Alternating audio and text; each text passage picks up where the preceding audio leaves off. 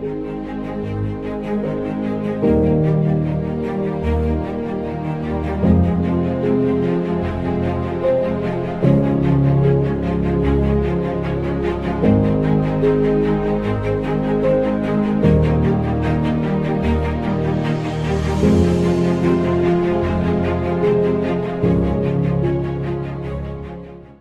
26 today.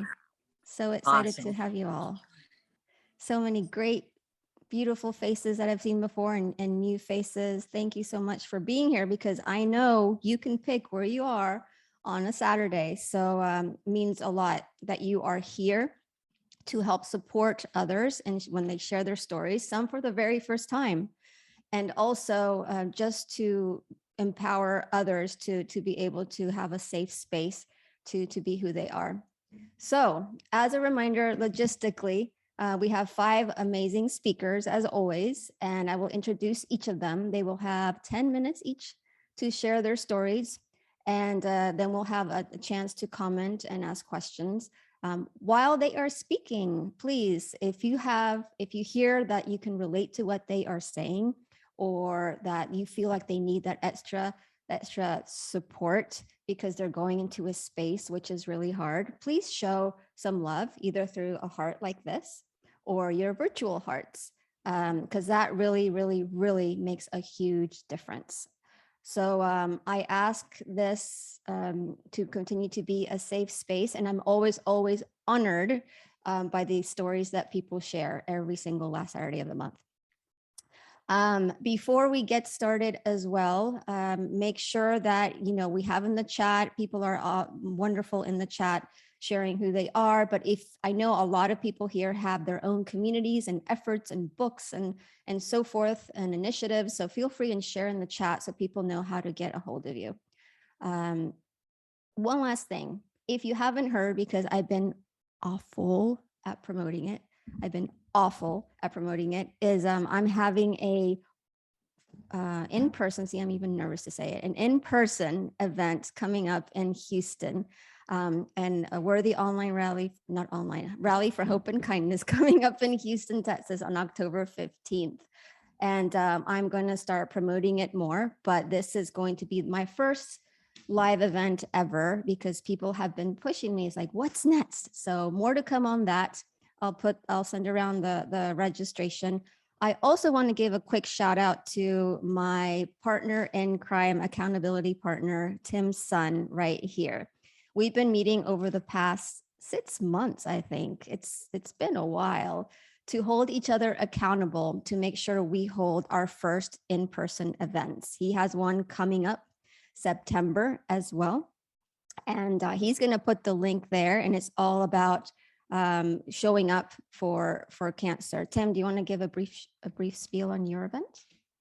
Sure. Thanks, Andrea. So my event is called Showing Up Perspectives on Cancer, and it's for cancer patients, cancer survivors, cancer supporters to show up and share their cancer stories in person. The keynote speaker is going to be Nancy Barrows, the creator of the Radiating Real movement, one of the people that inspired me to share my cancer story for the first time in 2021, after I've been a cancer survivor for more than 15 years. And it's just going to be an inspiring day for us all to get together and feel inspired, connect with each other, and share our stories in a safe space together in person. So hope you can make it. And thanks, Andrea. Thanks for all your support. Oh, of course. Put the date. September 10th is his event. Put the date, put the link to the event. Oh my gosh, he put the link to my event. Thank you so much, Tim. You're welcome. So if anyone else has anything they need to promote, we are here for you. So make sure and put it there as well. Okay, ready to get started. For some reason today, I am nervous. I don't know why, but I am nervous. And I never know what I'm going to wake up with. As you know, I start with a little story of my own each last Saturday of the month. And I just let it come to me. I don't like to rehearse. I don't like to prepare on what I'm going to say. I just trust the journey that the people that show up today need to hear what's coming to my mind in the morning when I wake up. So What I want everyone to do, and me included, is find something to write on, find a piece of paper and something that you can jot something down on. And this is going to be really, really quick. I want you to think of something that you've been meaning to do for a long time now, but you haven't done it. You don't have to write it down, just think. Something you've been meaning to do, but you haven't done it. When you have that in your mind, I want you to go on your piece of paper and start writing down, just to have a few seconds, 10 seconds, some things, and you don't have to do complete sentences, just jot things down, why you haven't done it yet. What's keeping you from doing it? Ready? Let's write. I'm going to count down 10, 9, 8, 7, 6, 5, 4, 3, 2, 1. Pens, markers, crayons, pencils down. So how many people, show of hands, felt like they could keep going?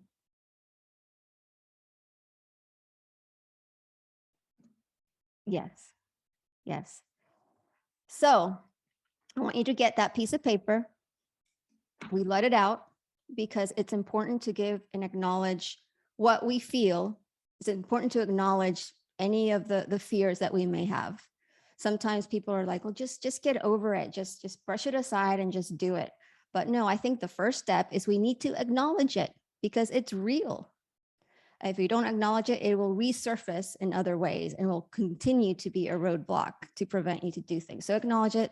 Thank you for coming. I appreciate you. I see you, but not, come. I don't need you to come into my world today. So I want you to get that piece of paper, crumble it up, set it aside. Because from now on in this next hour, we are going to move forward without those fears, without those excuses. What you are hearing today, I want it to serve you as inspiration and empowerment to move past that, because all these people here that are sharing their stories have moved past something because they, in their own mind, whether it's a piece of paper, they had some self-awareness to figure out what those things were. They put it aside so they could move forward. And that's what we need to do. I have been completely paralyzed the past couple of weeks because I have not been able to move forward with my dream, which is doing this in-person event. Tim knows this. And I've written down all the fears and I didn't understand why I didn't want to promote it. There's people that have been expressing interest and coming, support. Peter Clark, oh my gosh, who's in this call, gave me the most wonderful advice and actually, in a very nice way, called me out and why I haven't been promoting it. And he's been pushing me. And I'm just like, why? And I've written all those things down, put it away. And I want to challenge myself and I want to challenge all of you because this is a different kind of mindset, especially if we are so self-critical of ourselves and we don't realize it, is take the time to establish a new pattern, a new way of thinking. And that changing your mindset takes a lot of time, especially if you've been through trauma or you've been conditioned to think a certain way, or you need to always please people, or you're scared of people not liking you or feeling judged, which is in my case. Take the time to take what you wrote on the piece of paper, put it away, and give yourself 15 minutes, start with 15 minutes today of not thinking of those excuses, of not judging yourself. If you didn't have that baggage, what would you do? So in those 15 minutes, I'm going to send a promotion out because I don't have those things to worry about anymore. I'm going to be pure Andrea, courageous Andrea, without any fears. The next day, do it for 30 minutes. In a few days, increase it to an hour. The next couple of days, maybe you will have a full day of not thinking about that. Imagine all that you can do in your case, whatever your example is, how you can move forward when you start to train your mindset to not pay attention to those fears. So that's all I've got today. That's what came out. I felt like one of you needed to hear this. If anything, I needed to hear it. So thank you, all of you, especially all of you on this call that have known my story, have spoken to me, shown interest, and just pushed me in so many good ways to continue to just move in how I'm supposed to move forward in this world. So with that, I am so excited to introduce our first storyteller. We have Elle. Elle was recommended to me that I must meet Elle, that she's an amazing, wonderful, inspirational, perfect fit of a person for this rally by one of our past speakers, Marianne Firmouth. And after I looked up of who she was, I'm like, oh my gosh, absolutely.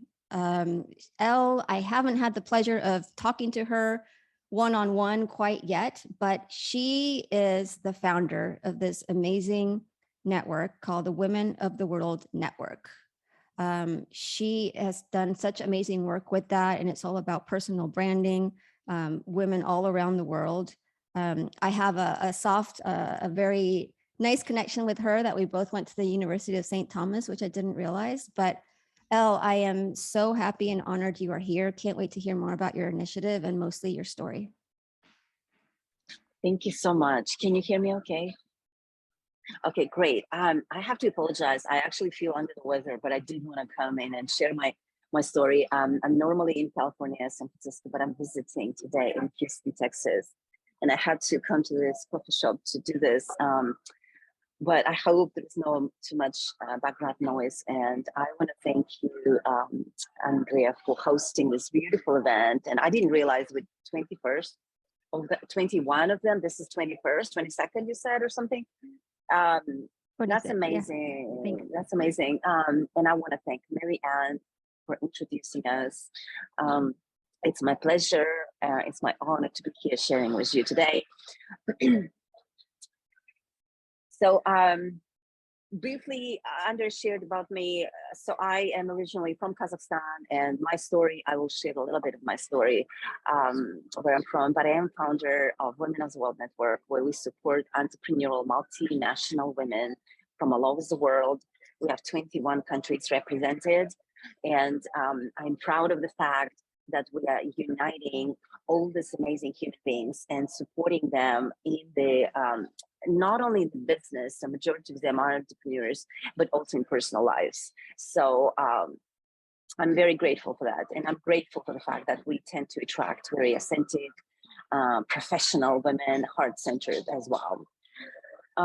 Today, I want to share a message with you. I was thinking what I want to talk about today, and I have so many ideas in my head, right? We always want to share something, but this particular morning, I came to this coffee shop, and I decided that I do want to share this story of restarting in my life, a couple of times in my life where I had to restart from point zero.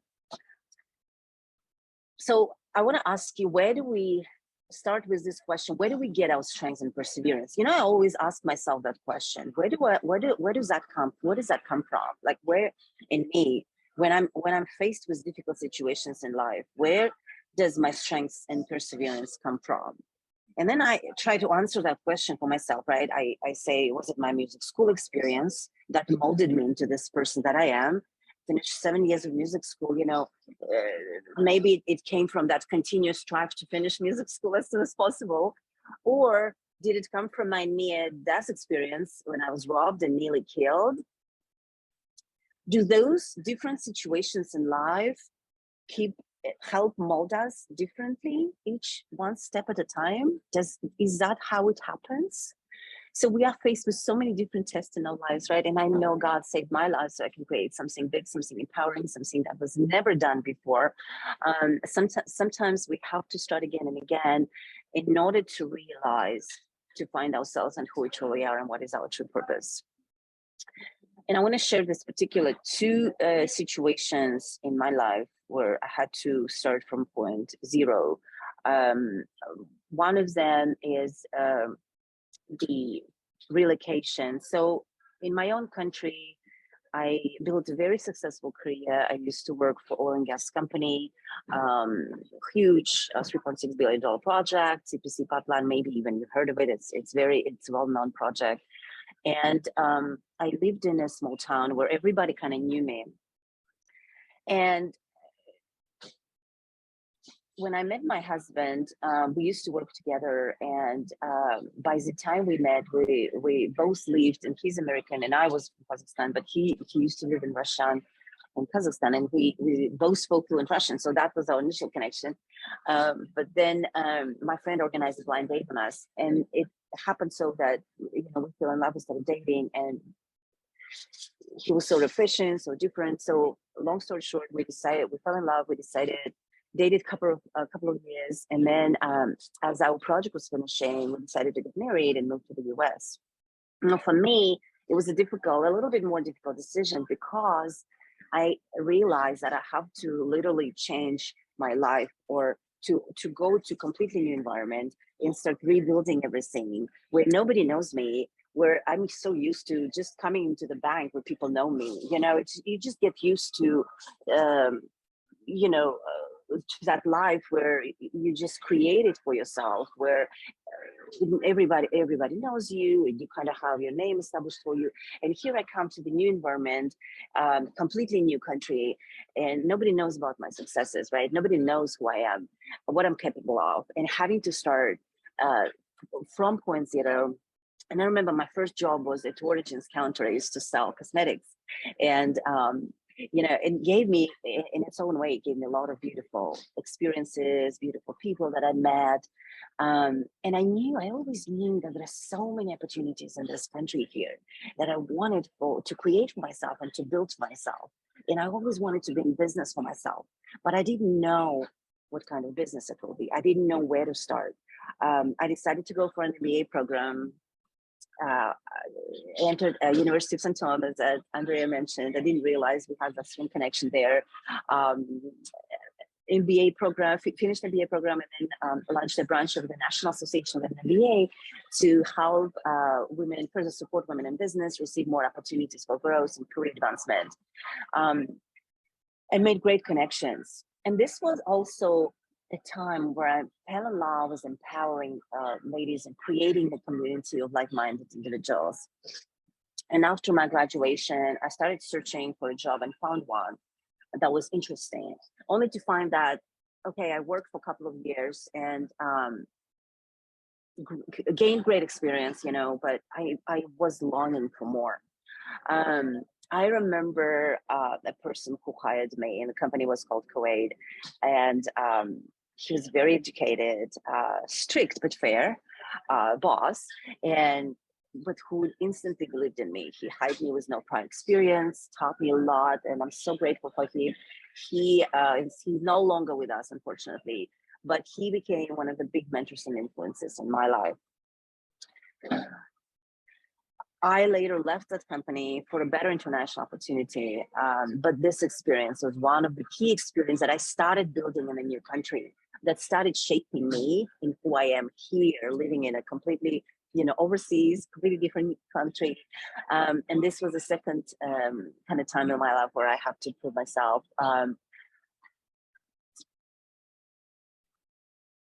I achieved what I wanted, built a beautiful life for my kids, amazing career, and I recharged and I refocused.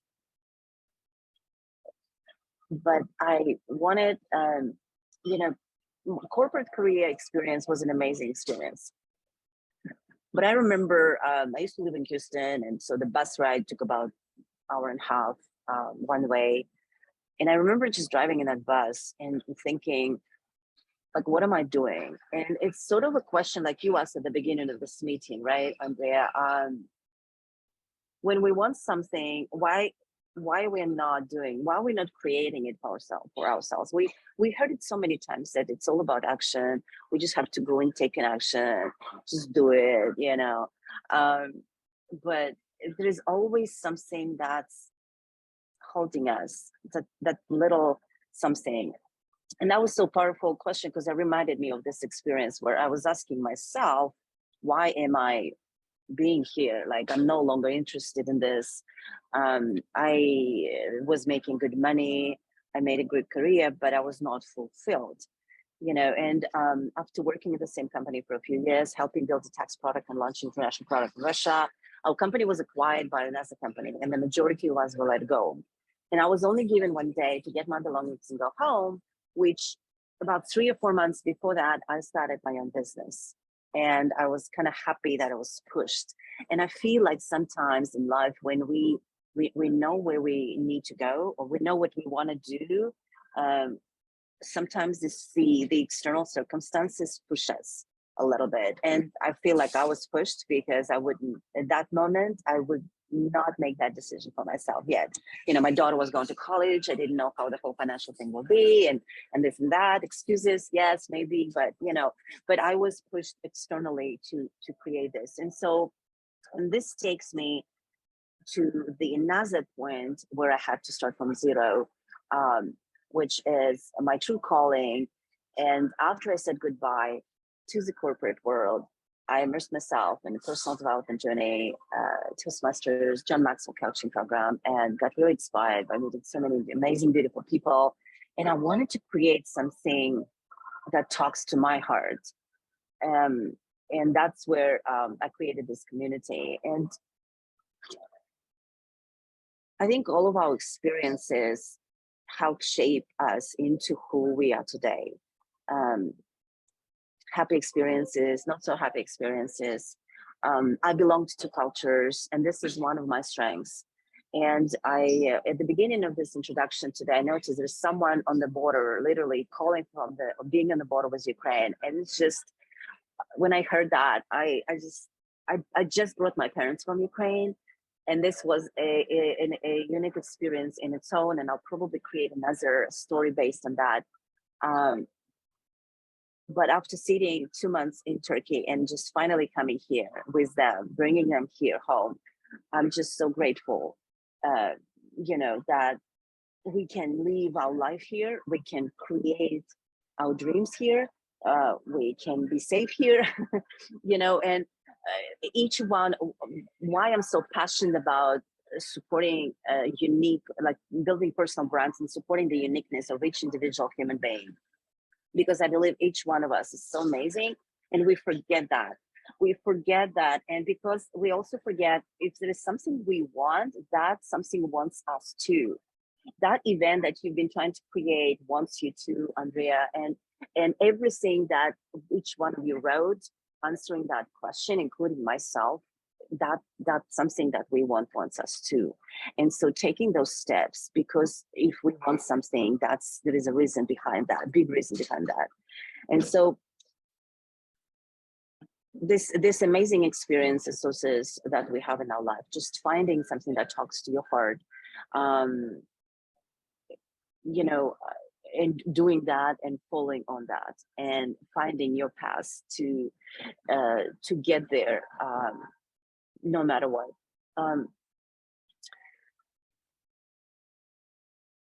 You know, we are in this global, whatever you call it, for a few years now, and I'm grateful that we were forced to pause and to rethink where we are, to go inner journey, to do that inner journey, and to shift our roads or our path and just become renew, recharge, and refocus.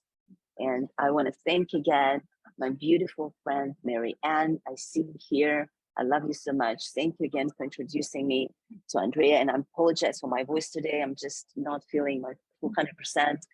But I did want to come and share with you from my heart. Andrea, thank you so much for giving me this opportunity, and I'll give it back to you. Thank you so much, Elle. Oh my goodness, I had no idea you weren't feeling well and you still showed up. That speaks volumes, and I hope you feel better. But thank you so much for sharing your story. Marianne, thanks again for the introduction. You've touched on so many things that I can completely relate with, as far as you persevered through all your changes and you continue to follow your heart on what you believed was right. And I agree.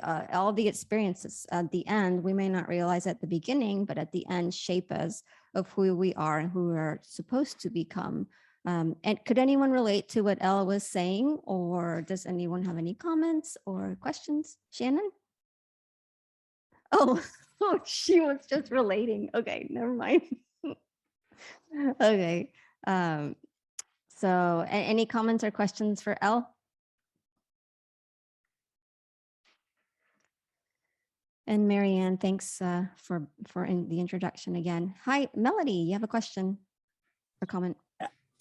Comment. I think that's incredible, and I am on the journey of doing those creating, and I'm gonna look you up, Elle, because I have something coming up that I want you to be a part of. I love meeting incredible people and seeing that they can even be part of what you create.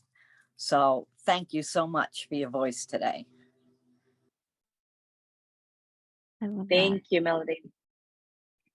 That's what this is all about. Wonderful. Thank you so much, Elle. Honored to have you here. Any other questions or comments for Elle? And please go and look at the comments, Elle. There's some nice comments there as well. So we will be moving on to our next speaker, Glenda. Glenda and I I don't think I've spoken to one person because I work with her. I've spoken to one person more than once, but everyone else I've never spoken to really one-on-one yet. But Glenda and I met at another mutual community to raise people up and to really follow our soul's passion. And Glenda, I know you've done a lot of transformation on your own. You have acquired this term systemologist. She's a systemologist. How cool is that? That sounds really cool. And I know in your journey, you refused to give in to challenges. You even pivoted your career. The pandemic caused you to think differently and find this niche and this gap on how to also help people out, especially in systems involving onboarding.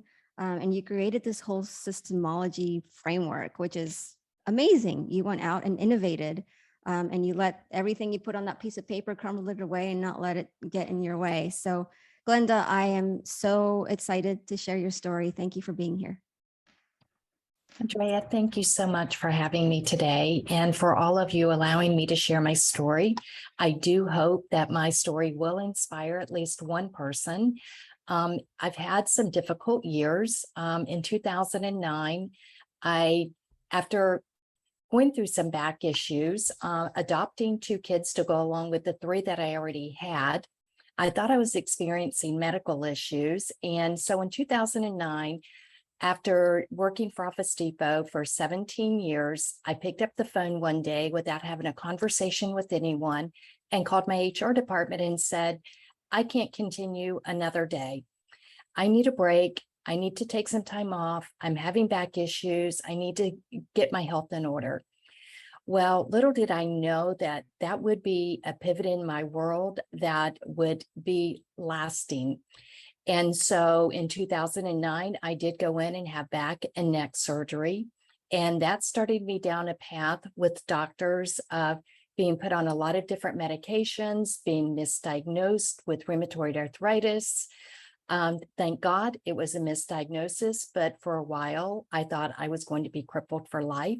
So that affected me mentally and physically, I have to say, thinking that long-term, I was going to be shriveled up in a wheelchair. And so it was a mind game. I was diagnosed with so many other things along the way. And within a couple of years, I had been put on about 25 different medications that I was taking on a daily basis.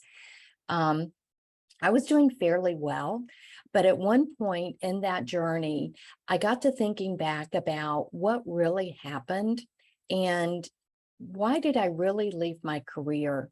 And the more I thought about it and started to analyze what was really going on in my life at that time, I came to the realization that I think I burned out. And as a result of that, I was too proud to ask for help. My husband was working a lot of hours, wasn't at home. I was holding down a career in corporate America and coming home to 5 kids to take care of every day. And so looking back, I can clearly see that I was burned out, that it wasn't really the medical issues that were holding me down. It was more the fact that I was just absolutely exhausted and didn't feel like I could go on a single day further. And so after having back surgery, that definitely set me back for several years. And then a few years ago, I went to my doctors and I said, listen, I've gone through, really analyzed the situation, and I don't think I have all of these different things wrong with me, nor do I think I need all of these different medications. I'd like to start weaning off of the medications. I'd like to say that I got the support of my doctors to do that, but I was told, well, you're doing so well because of the medications. Well, I decided to trust my own intuition. And at that point, I made the decision to start weaning off one medication at a time. And all the way up until 2020, where I finally decided, you know what, this can't be the ending story, because over time, I'd actually ended up on Social Security disability. And so I had to look and think, is this really going to be my life? I'm still young at that point. And is this how I want my story to end? Or do I want to change my story and change my ending? So I reached out after doing a lot of research, a lot of following of different people on LinkedIn, and hired a life coach, someone that I really resonated with, that had a powerful voice, wasn't scared to step out of her comfort zone, and I felt like would be a really great fit for me. So I joined a coaching group with her in 2020, in July 2020, with her and actually a group of people who some have become really great friends. And through that, I started in July. By January of 2021, I'm happy to say that I was back at work at my first job. I went to work for a virtual assistant company after spending more than 25 years in the office supply industry. So that was the first pivot in my career, but that was a big pivot of going from being on disability for 12 years and stepping back in, and the stories that I had to overcome, which the coach helped me do. But the stories I told myself for many years was that, you know what, I'm too old. No one's going to hire me. I don't add value. I don't have a degree. I'll never make enough money to offset my disability. And most of my family, including my husband, supported my story. And so I stayed stuck for many years until finally reaching out to the coach. And she said, Glenda, you're absolutely crazy. You have 25 years of sales experience. Someone would be happy to have you on their team. You're not too old to go back to work. And so with that mindset and that shift of mindset, that it freed me up to start interviewing. And as I mentioned, I went on one interview, got the job offer with a virtual assistant company, and started in January. In January of this year, I resigned from that position. And in February, I launched my own business called Bridging Business Solutions.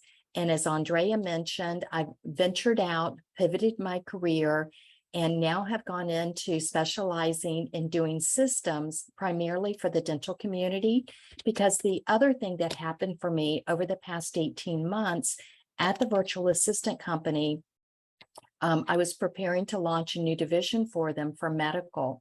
As a result of that, I started marketing to the dental community in probably about March of last year. And so today, I'm happy to say that I've grown my LinkedIn community to probably close to 2,000 people. Of those, at least a third of them are the dental community.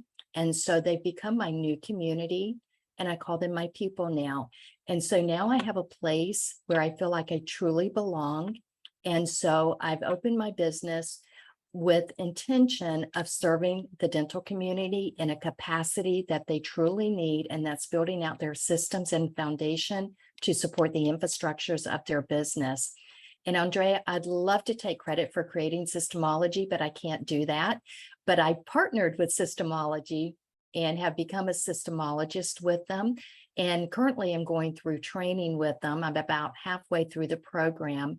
So I'll be a certified systemologist, as well as I've become a certified training consultant.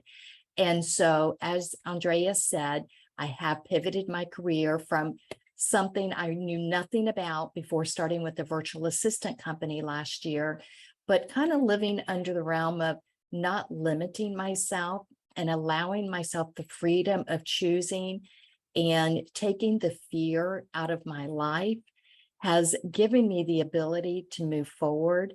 So I'm happy to say that, it can be done, but you do have to step out of your comfort zone. And I think hiring a life coach was a pivotal moment for me, and her helping me shift my mindset into a place that allowed me the freedom of moving forward. So I hope my story inspires others to know that you can change your story, you can change your direction with a lot of intention.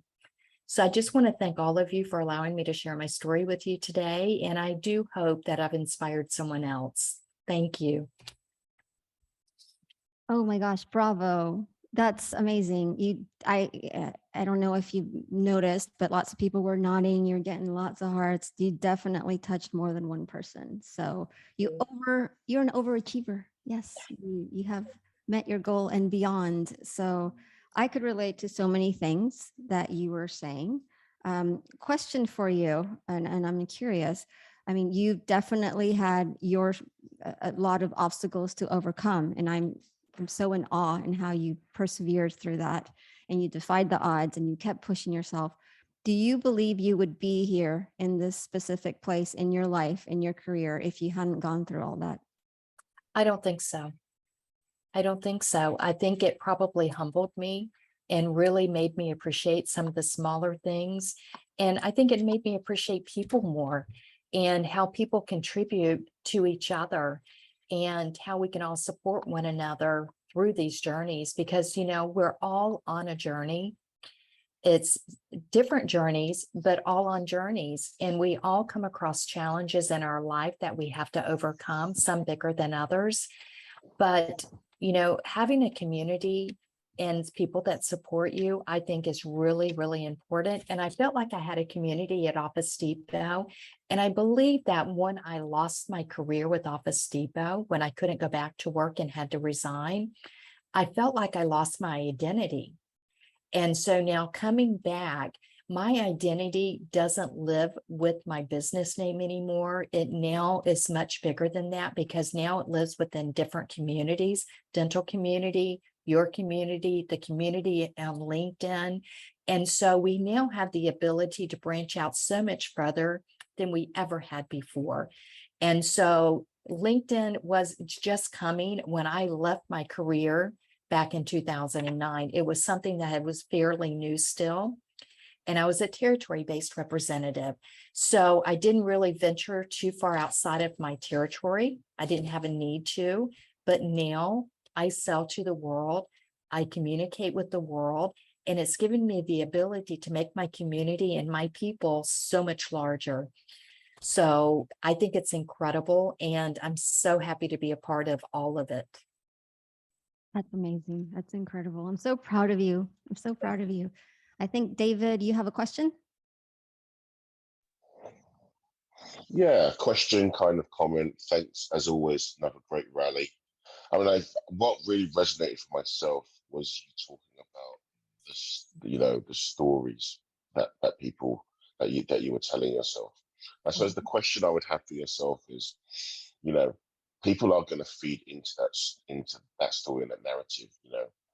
I myself have another narrative and story that is probably going to be on one of the future rallies. But my question, I suppose, primarily is how do you change that narrative and change that story? Because you were saying that people fed into the story that you were potentially telling yourself. So how do you break that? How do you break that story and rebuild the new story? Is what I'm asking. Well, I think my life coach had a lot to do with that. When she just completely disputed my stories and said, Glenda, they're just stories that you've created in your own head. It doesn't mean they're truth. It's just stories you've created.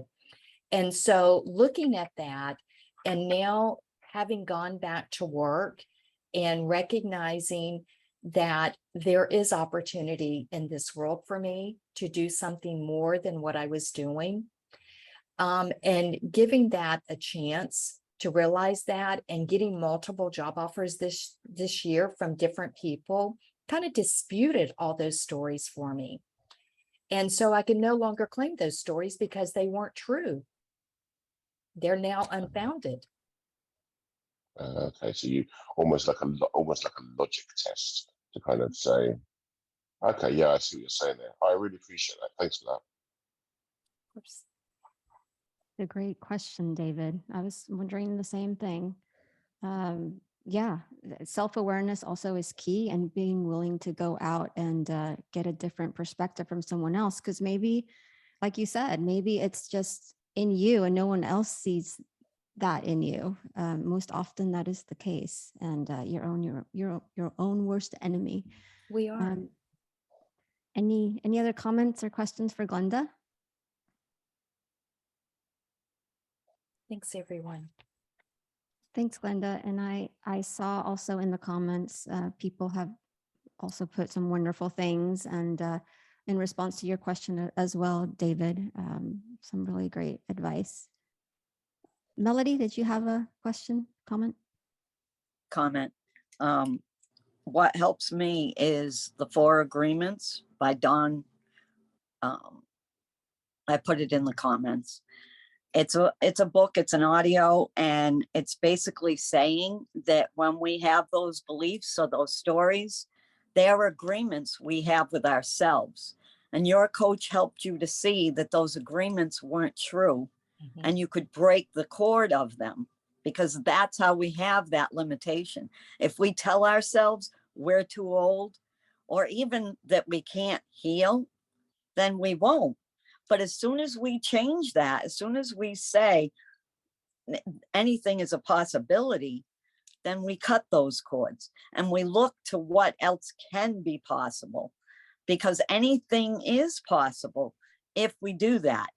So your coach helped you to see that those agreements you had with yourself weren't really true, and you could change them. Thanks. Thank you. Powerful, Melody. Anyone else? Shannon? I just wanted to reiterate where she was talking about the intended steps that she took to move out of her comfort zone. I think that's something that we all struggle with, and it's something that through meeting different people and having the support of people that really care, you're able to take those steps. I know it's taken me a long while to reach that point.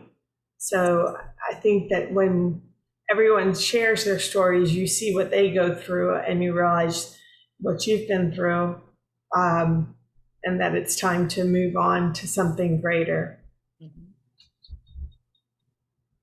That's all. Really well said, Shannon. Very, very true. And to your point, maybe we start testing out and questioning our narratives and in smaller groups and safe spaces like this, and then eventually go out into the world. Just take those baby steps. Bill?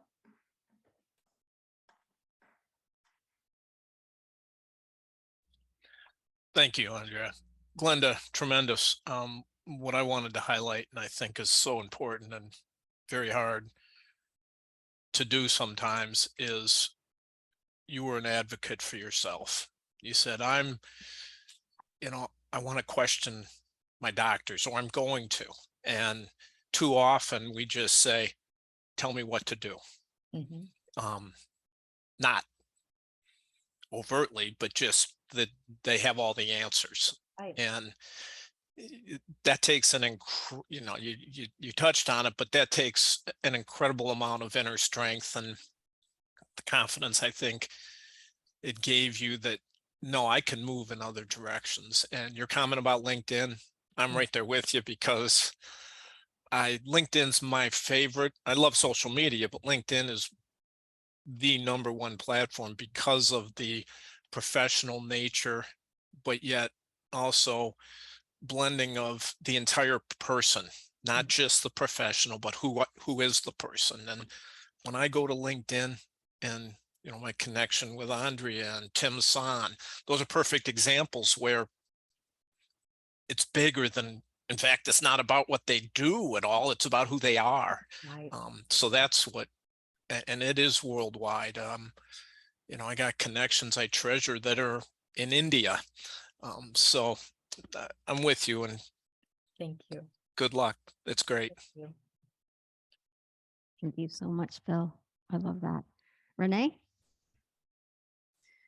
Yeah, I just wanted to comment on, I think Andrea or Glenda, both of you have actually kind of talked about this, but I think it's very, very important, the idea of baby steps, and that, you know, change doesn't happen over, you know, change happens over a small period of time, and it's not something that's going to be overnight. It's not going to be one step and all of a sudden your entire perspective changes and you just, like, you know, wake up. I do think that there is, you know, something to be said for like that starting point, and something to be said for the baby tiniest steps, and appreciating every single one of those in the moment that it's happening.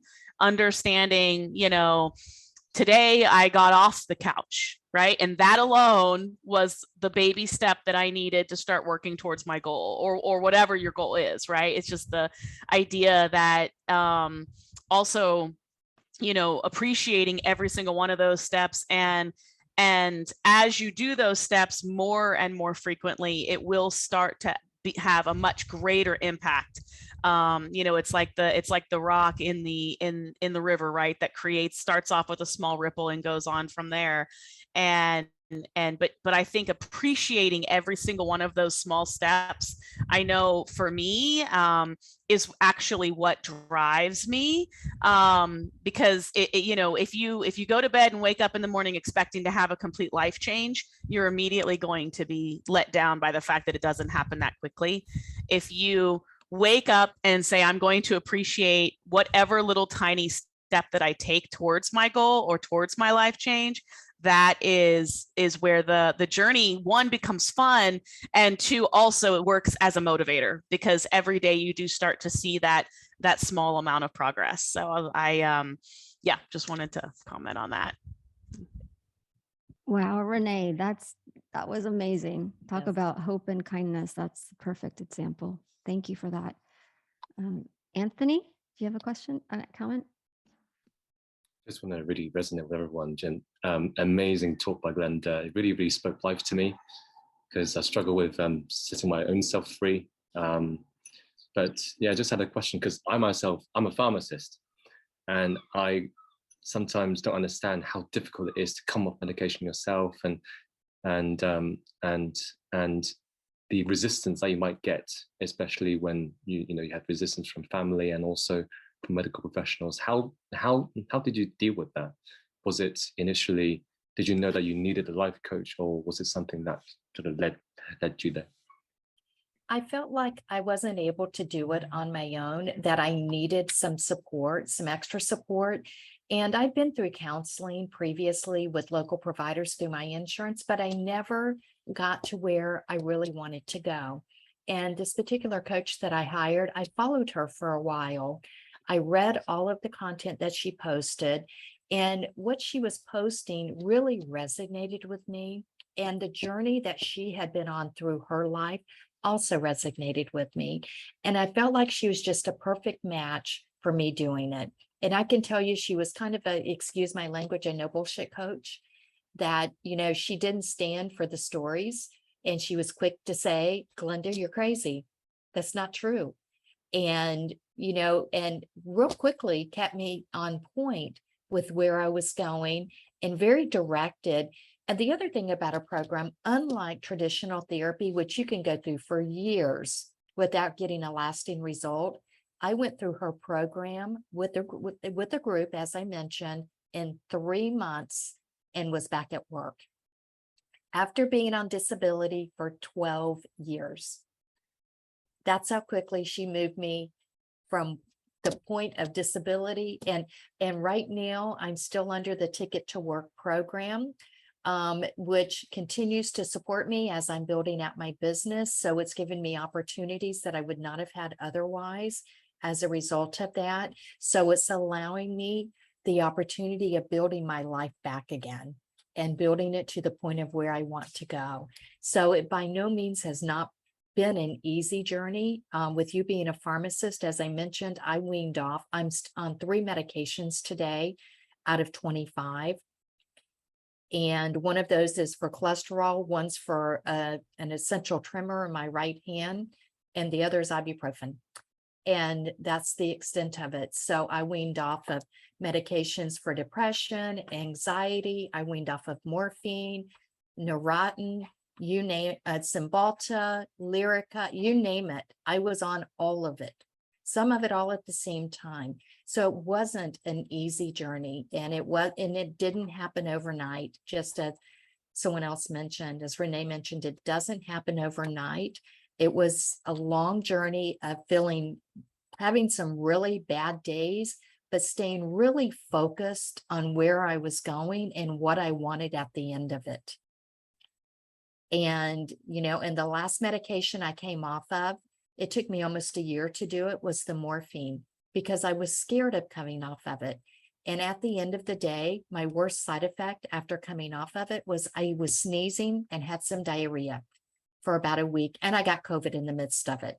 And so that was the worst of it. And yet I lived with all this fear, all this time of trying to take that medication out of my, protocol every day, because I know I still have back issues. And so I was fearful of the pain that I would be living in on a daily basis.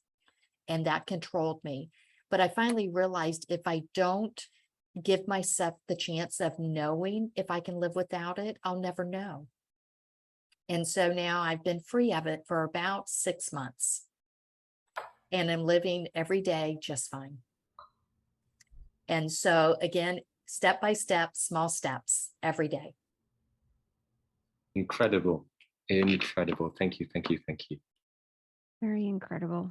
You are an inspiration, Glenda. Thank you so much for being here. You've really have been a gift to us. Thank you very much. What a powerful start with Elle and Glenda. Thank you all. Thank you all for also your support, your love, and your questions and comments. Our next speaker. Not to interrupt you, Andrea. I think Shannon had a comment. Oh, and I'm so sorry, saw your Shannon. hand. Yeah, I just wanted to point that out. I'm so sorry, Shannon. Thank you, Renee. I was just going to type her a message, but I've been diagnosed with arthritis too, and I took PT. They don't have me on medication. I just take a back pain medicine that I found that works, and the doctor was like, wow, this has everything you need. So, but do you have arthritis? Or I have osteoarthritis okay. in my hands and back, but I do not have rheumatoid arthritis. I see. There is something, I can type it in the comments, called moringa. I'm doing fine now that I'm off the medications. My hands don't even hurt me anymore. Oh, my wow. hands used to hurt me, and I believe it was a side effect of some of the medications. Oh, I see. Okay, I was just curious. Thanks. Yes, thank you. That was really nice, Shannon. And thank you, Renee. Any other comments or questions? Wonderful. So our next speaker, Chris. So Chris, I recently met through one of Peter Clark's shows. And again, if you don't follow Peter Clark, I'd say this in every single time. Please follow Peter. He is such an inspiration. He gives me strength in so many ways to continue to pursue my dream. I don't know if he knows that, but I consider him a wonderful, wonderful mentor. So Chris, I never also had a chance to speak yet one-on-one, but oh my goodness, I was blown away already by his appearance in Peter Clark's show. And when you go to his profile, he's all about transforming lives impacted by poverty, crime, and conflict. I mean, say no more. Amazing superhero type of person.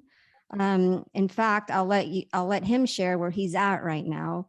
But he's the chairman and founder of Hope 4, which he founded with his wife. And it's to help transform the lives of children and families in one of the worst affected countries in the world, Moldova. He is such a big advocate and example of corporate social responsibility.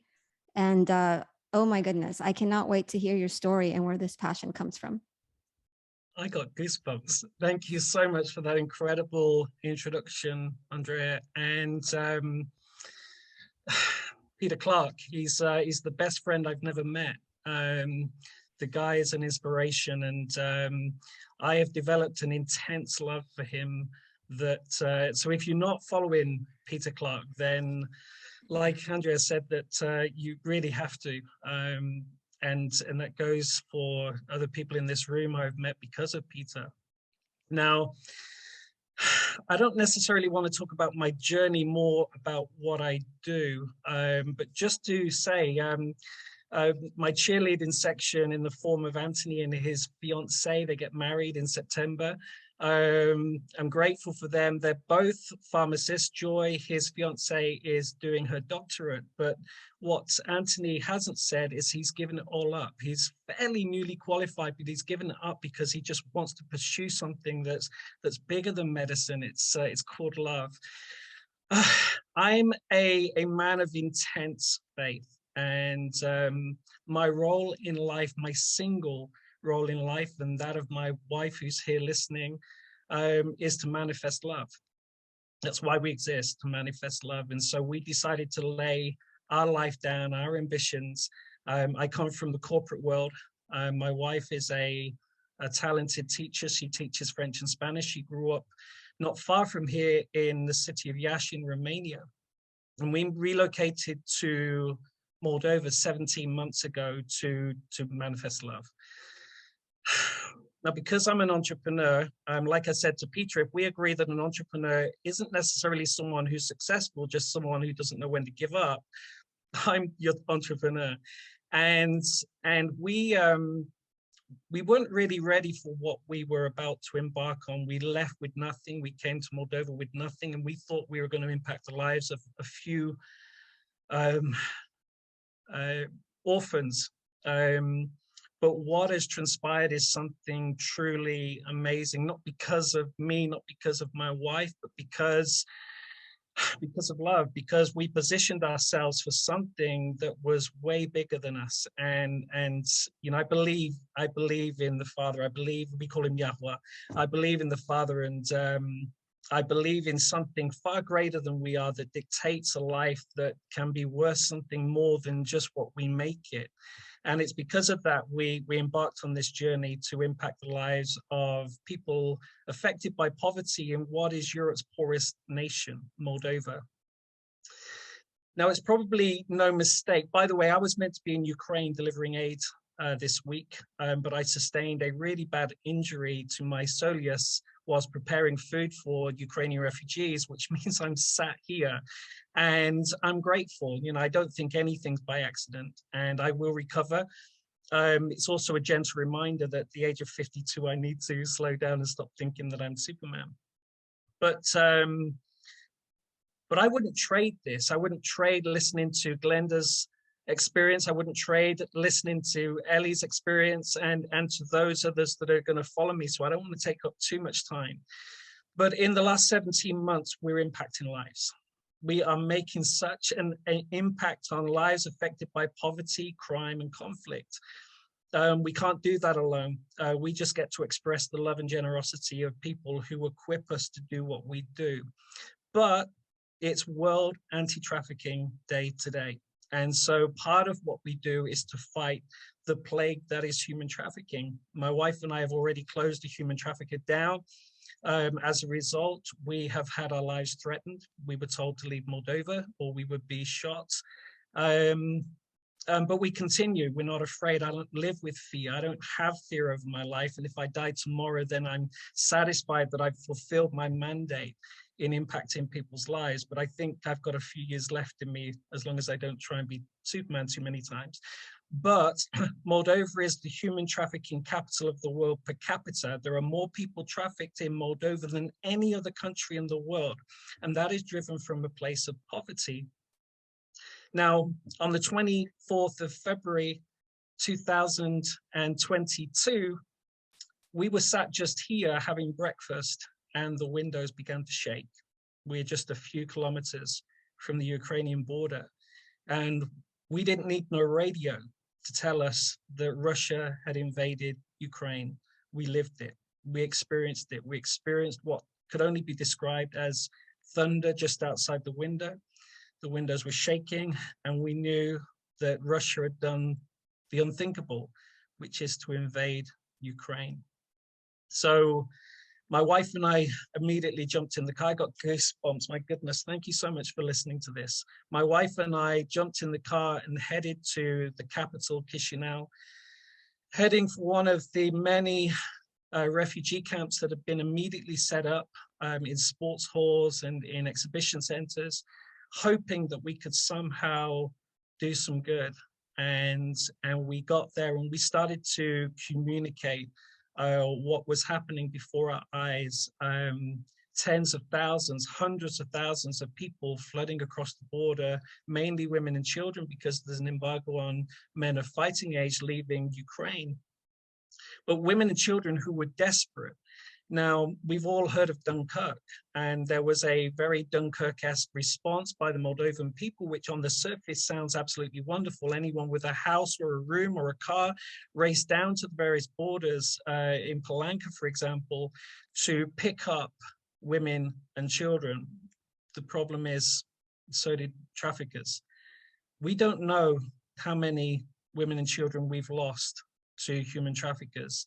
I sit on a number of UN task forces in terms of the humanitarian response, but also in terms of how we tackle human traffickers. For example, there were 700 unaccompanied children come across the border. We don't know where they are. We don't know where they are. And it's emotional, it makes my heart break. And I don't have hate in my life, but I'm after these cowards who would prey on innocent women and children in particular, and human trafficking impacts men as well. But I've made it our ambition to go after these people.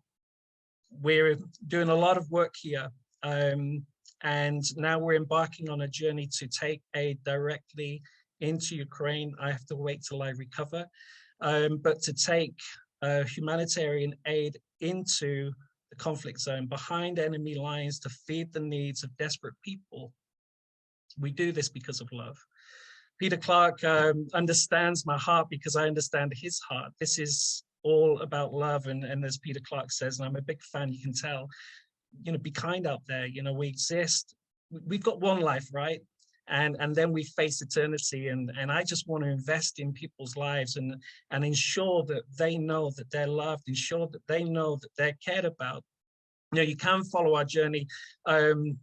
Bill, I feel like we know each other. I'm looking at your face and thinking, have we met before? But LinkedIn, I agree, LinkedIn is my playground. LinkedIn is where I get to communicate everything that we're doing. I post pretty much every day. We evidence the work we're doing. It's important when people support you. There's a LinkedIn influencer called Leah Turner who has gotten behind us. We've just appointed her as our first ambassador. And she has been instrumental in helping us raise more than £150,000 since the conflict began, which we've immediately converted into actual tangible humanitarian aid, supporting the refugee camps right across Moldova. We've got to remember that Moldova is Europe's poorest country. It sits outside the European Union, even though it now has candidate status. It could have candidate status for decades.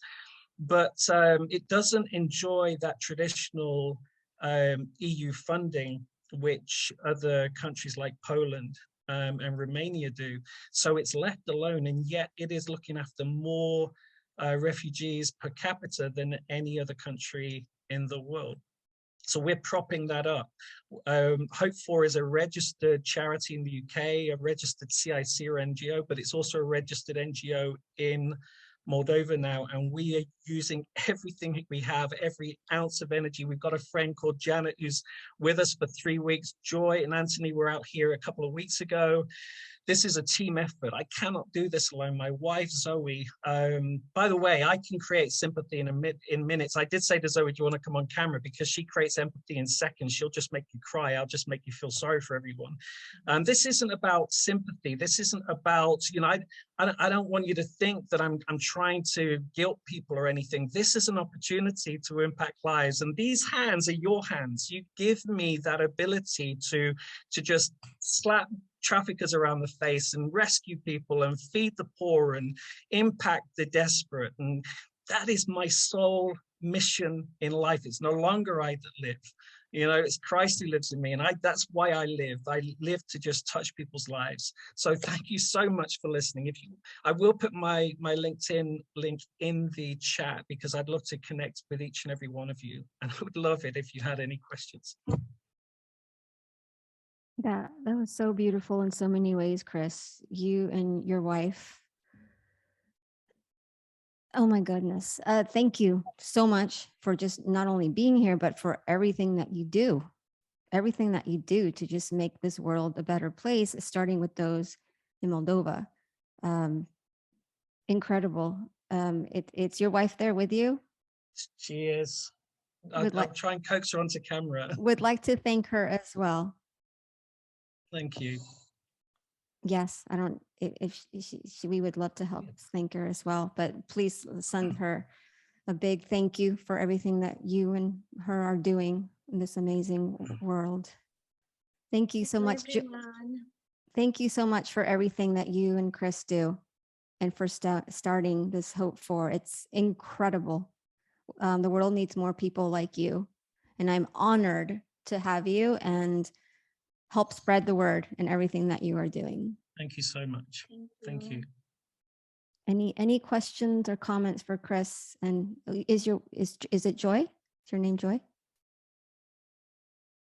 Is your wife's name Joy? Yeah, just to say, Anthony and Joy, Anthony's become a fundraiser for us, and Joy. Oh, sorry, Joy. Sorry. Joy, yeah, Joy makes recycled jewelry to help raise funds for us as well, because Wonderful. Every penny is used. Bill, do we know each other? We do now. And I just want to say, and I think you may be more passionate about LinkedIn than me, and I can't imagine that, actually, because I try to, quote, sell it to young professionals and even my demographic, and you know, it's just a treasure trove of people who genuinely share their expertise, their wisdom, and again, what they're all about. What you're doing, you know, I talk about kindness, I talk about putting good in the world every day, and I'm just absolutely blown away. I just can't imagine. And kudos. I mean, Godspeed. I just think that's tremendous what you're doing. So thank you. We'll connect on LinkedIn. Thank you so much. Thank you. Okay, David? Yeah, just really resonated, you know.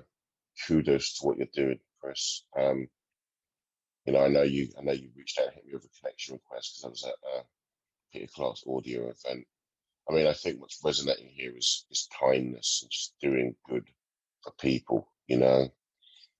There's enough love to go around, you know, and I say this at most of these rallies as somebody who is pretty grumpy most of the time, or self-confessed grumpy. You know, there is a lot of love. We can do good for each other. You know, it takes less energy to go and do good than to do evil and do bad. Yeah. And, you know, that's what it's all about. And I applaud you and you know, all the people who are around you for going out there, doing what needs to be done, you know, making a change. You know, my one thing that I hear from the one thing I hear from a lot of people is they want to change things, and you know, but they don't want to take any action. and I, I'm really, I would say I'm proud of hearing your story, and because of the things you're doing. I mean, one of them things, I'm just really blown away by the whole situation, and it's good what you're doing. Yeah, I really haven't got much more to say. I'm just really Thank you amazed so by much, David. this. Just Thank you. amazed. And you're right, there's a lot of organizations out here. I've just seen one comment about, the silent war on human trafficking. It's $150 billion industry per annum.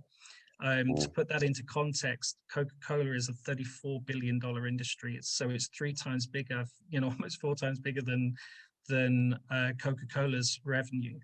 And it breaks our hearts to know the numbers of people that have been trafficked simply because of this conflict. I would just add that on the 7th of May, I had calls from the UK that they had intelligence that Zoe and I were being targeted by the Russians, and that if the Russians had invaded on the 9th, which was a big day for Russia, then they would have been making a beeline for us. I mean, I'm everything they hate. I'm British, charismatic, outspoken.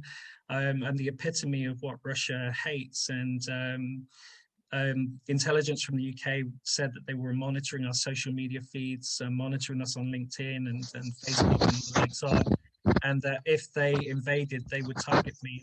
And they recommended that Zoe and I get across the border to Romania. I wasn't going to go anywhere, but they said, well, if they capture Zoe, they're going to rape her just to spite you.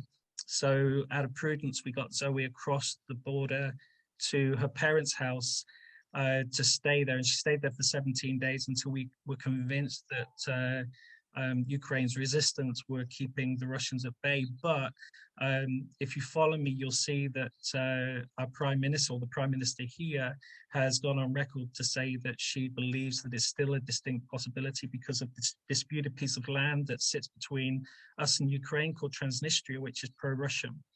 And so the threat to our life is ever present, and yet we believe in a goal that's bigger than us. And it goes back to what you were saying, Dave, that love is a verb, right? Love is an action word. It's something we can tell people we love them and we care about a situation or people every day of the week, but unless we do action, and not everyone can be here, but everyone can talk about us. Everyone can talk about what's going on the ground here.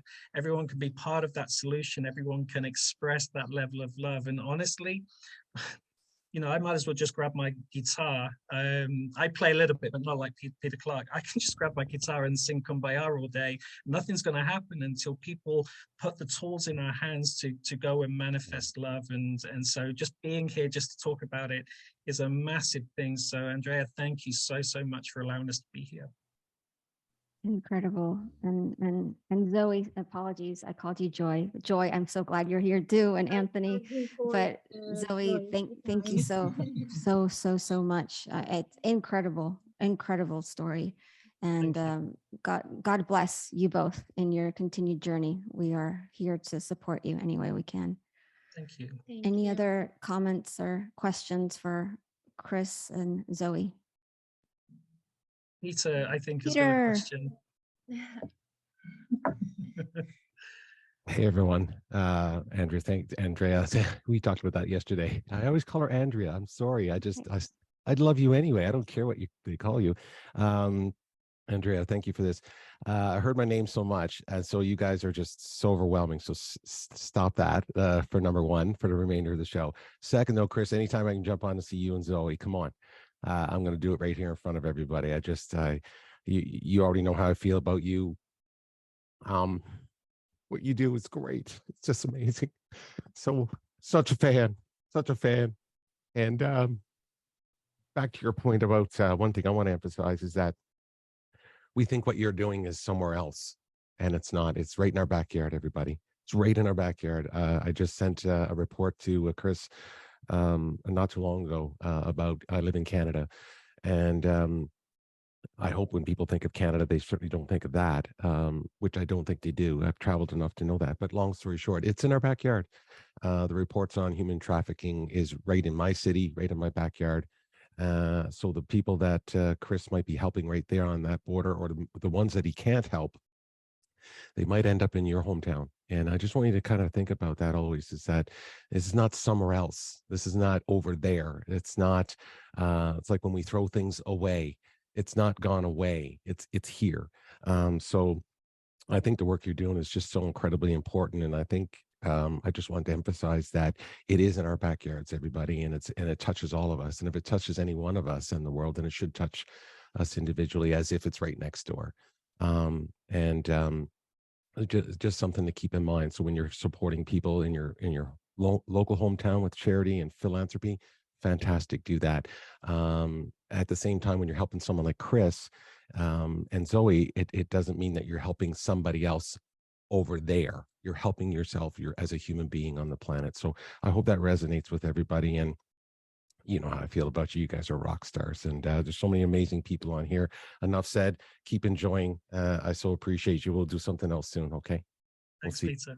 Thank you. Thank you so much, Peter. Thank you so much. Chip, you have a question, comment?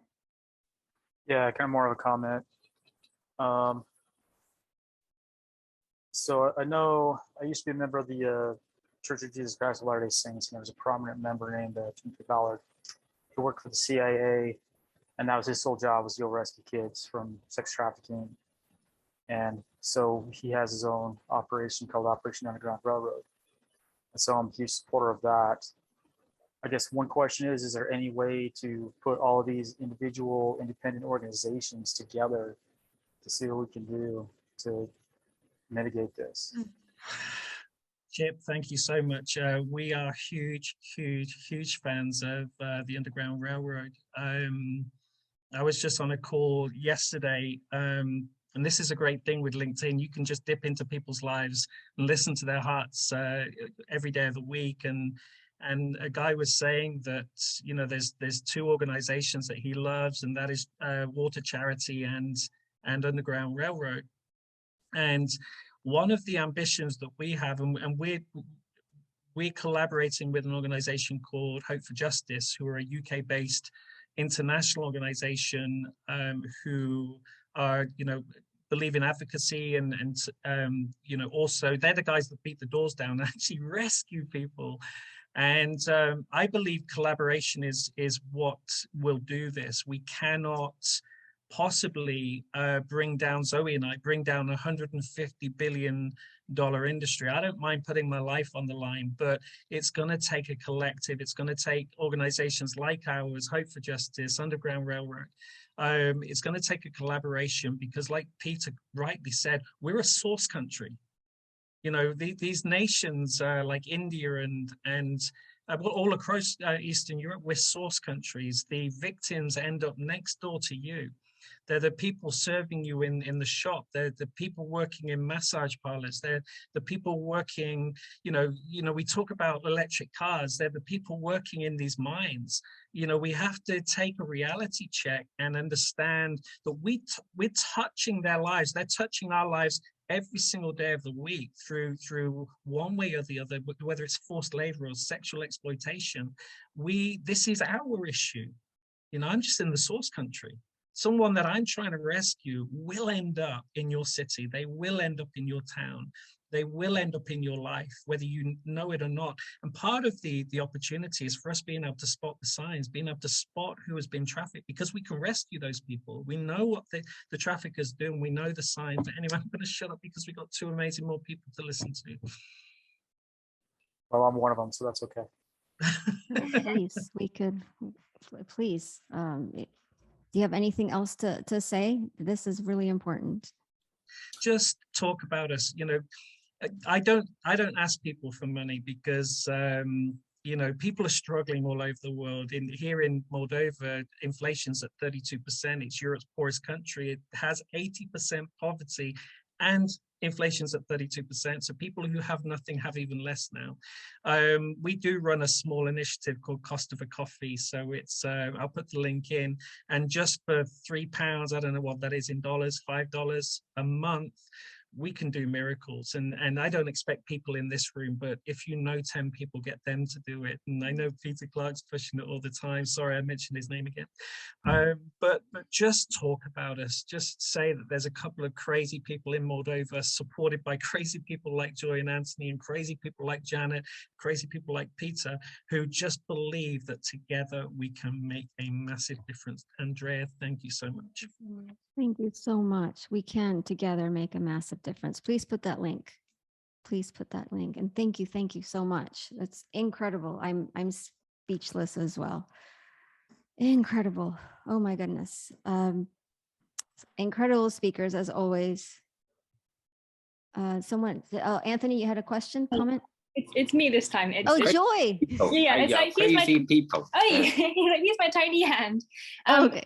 To quickly add, like Chris and Zoe honestly are the most humble people that I know personally. They do so much more than what they are able to share. I think what they are able to share on LinkedIn is the glimpse of really the extent of what they do. And yeah, there's so much more that I can say and talk about them, but they just have such an integral heart and a love for the people. And if you ever need to feel inspired or to be reminded that there is love in this world, and you know, if you're having a dark day or if you're seeing terrible things in the news, like just head on over to Chris and Zoe's page and be reminded that actually what they do is really life-changing stuff. And it's incredible that we all can get to be a part of it. And if anyone's physically able to fly to Moldova, oh yeah, it will change your life. Yeah. I guarantee you. I went there as a pharmacist and came out as a fundraiser. Yeah, like you will not be unchanged. Just seeing what they do and seeing the impact of their lives there, it will change you. Yeah, but I just want to add that. Thank you. Thank you, Joy. So we are moving on, and what I love about all these, and even people that are commenting, everyone is so impactful in their own way through the words, initiatives, just being themselves. You're so impactful in your own way, which is what makes just these things so valuable to me. Minette's storyteller, I think the world of. I don't think she knows this, but we actually work together. We work for a clean energy company, Engie, and she is the first, really, from my place of employment, the place that pays the bills, Monday through Friday, that has come on. And I'm very, very bashful to tell people what I do on weekends and on evenings, as far as my passion projects, but she caught on, she asked, and oh my goodness, Rene is, I'm not gonna describe what she does on her full-time job, but the person itself, we were talking about just knowing the person and people on LinkedIn, she just radiates diversity, inclusion, and she is the epitome of inclusion. Like, as you saw, she earlier, she made sure everyone had their opportunity to ask questions and comments, and you can just expect that from her in everything that she does. Rene has the biggest heart that I know, as far as the people that I work with. And I also want to call myself out on something that I just did, because I am learning, and Rene is instrumental in me being better at this. Rene identifies as a they, is correct, Rene? And I just called her by the wrong pronoun, and I'm so sorry, Rene, because I am trying to be better in doing that in my life. And I think the world of Rene. And Rene, I can't believe you are here, one of my first people from work. I really appreciate you being here. Thank you, Andrea. Yes. Wow. I honestly am very humbled and overwhelmed right now to be in the just company of the amazing people who have been on this call today. it's very eye-opening, and it's very just amazing, the love and the stories that have been shared, and just the commitment to everyone, to themselves, to love, to your missions, to the different things that you're a part of. And honestly, so to back up just a minute, yeah, Andrea was correct. I am non-binary. My pronouns are they and them. So I do really appreciate, Andrea, you correcting yourself on that. I know that is hard. And we don't have to necessarily get into all of that. If you would prefer not, I definitely could tell that story if anyone is interested. But I will say my gut reaction hearing everything is, I'm not sure why I'm here.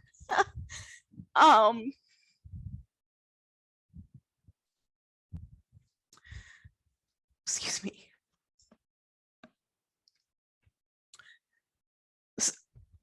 Oh, excuse me, sorry. It's very easy to be humbled in this room.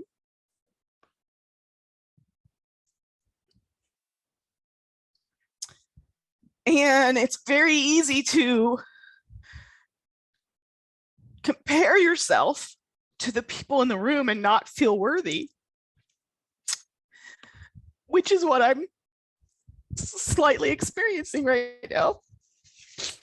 And I apologize for that. No, Rene, I asked you to be here for a reason. For a reason. That is actually what I wanted to talk about, was not doing that.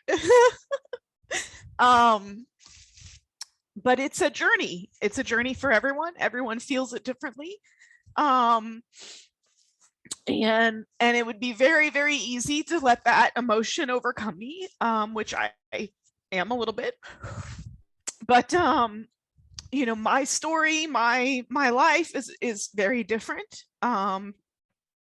I see Anthony or Joy, whoever typed that in, the story about the imposter syndrome. That is definitely something people feel. And that is something that I have felt multiple times in my life. And I still feel. Being a person who definitely, you know, as a non-binary person, as a person who is fat, I am considered medically to be obese, and that does not fit in the perfect society norm. As a person who does suffer from mental illnesses and physical disabilities as well, I am also partially deaf, and so you carry those things with you every day, and it sometimes does get hard to realize the things that you do have and the love that is out there. So honestly, I just truly want to say thank you. And I want to say that my stories are much simpler. And part of the process, the part of knowing who you are, and part of your journey is not comparing yourself to other people. Seeing Chris and Glenda and Elle, what you all have accomplished in life, and what you have been able to endure and been able to support and have been able to contribute is amazing and very outwardly. And it would be very easy from someone who works, in a regular corporate job to just feel like it's hard to be here. And but one of the things that I am on with my journey, because it is a journey every single day, when I was making the comment about, it's baby steps, it really, really is. And those are, and it doesn't matter how long you've been on the journey, how many years you've been trying to work on yourself, or just be who you are, live your true self. Every single day is something that allows you could be a step back, could be, you know, a step forward. And it really does. It's not it never ends, the journey, and the work in progress. And that is 100% what I am. Andrea, you are so sweet to say, you know, about the DE&I efforts that I do within the company. It is that for me is my story, because I grew up in a world where my family was very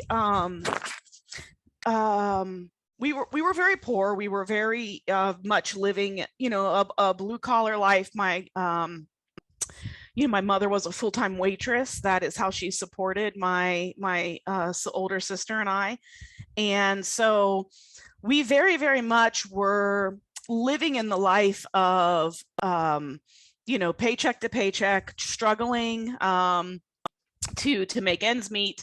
And my mom instilled in my sister and I the idea that you don't actually follow your passion. You do what you're good at, because that's how you make a living. And it's not about what you want, it's about what you can contribute, because everything that you can contribute is what puts food on the table. And that's what we need. That's how you survive. So I literally grew up in a world where it's not about, you know, following passion. It wasn't about following your dreams. It's not about trying to aspire to be anything more than someone who can provide and put food on the table in whatever way, shape, or form that is. Obviously, because of that, both my sister and I did start working at a very young age. As soon as I was old enough, I was babysitting, and that money was legitimately paying my family's bills. And you know, obviously, you know, that starts, you know, at the age that starts, and you grow up thinking, okay, I can have no dreams, I can have no passion, like this is just, I'm going to go to school because it's what's required. I have to get an education well enough to be able to find out what I'm good at so that I can start doing that. And that is my life. Like, that is how I live. I was fortunate enough, when I got into high school, I actually, and Elle, you mentioned this, it kind of resonated with me.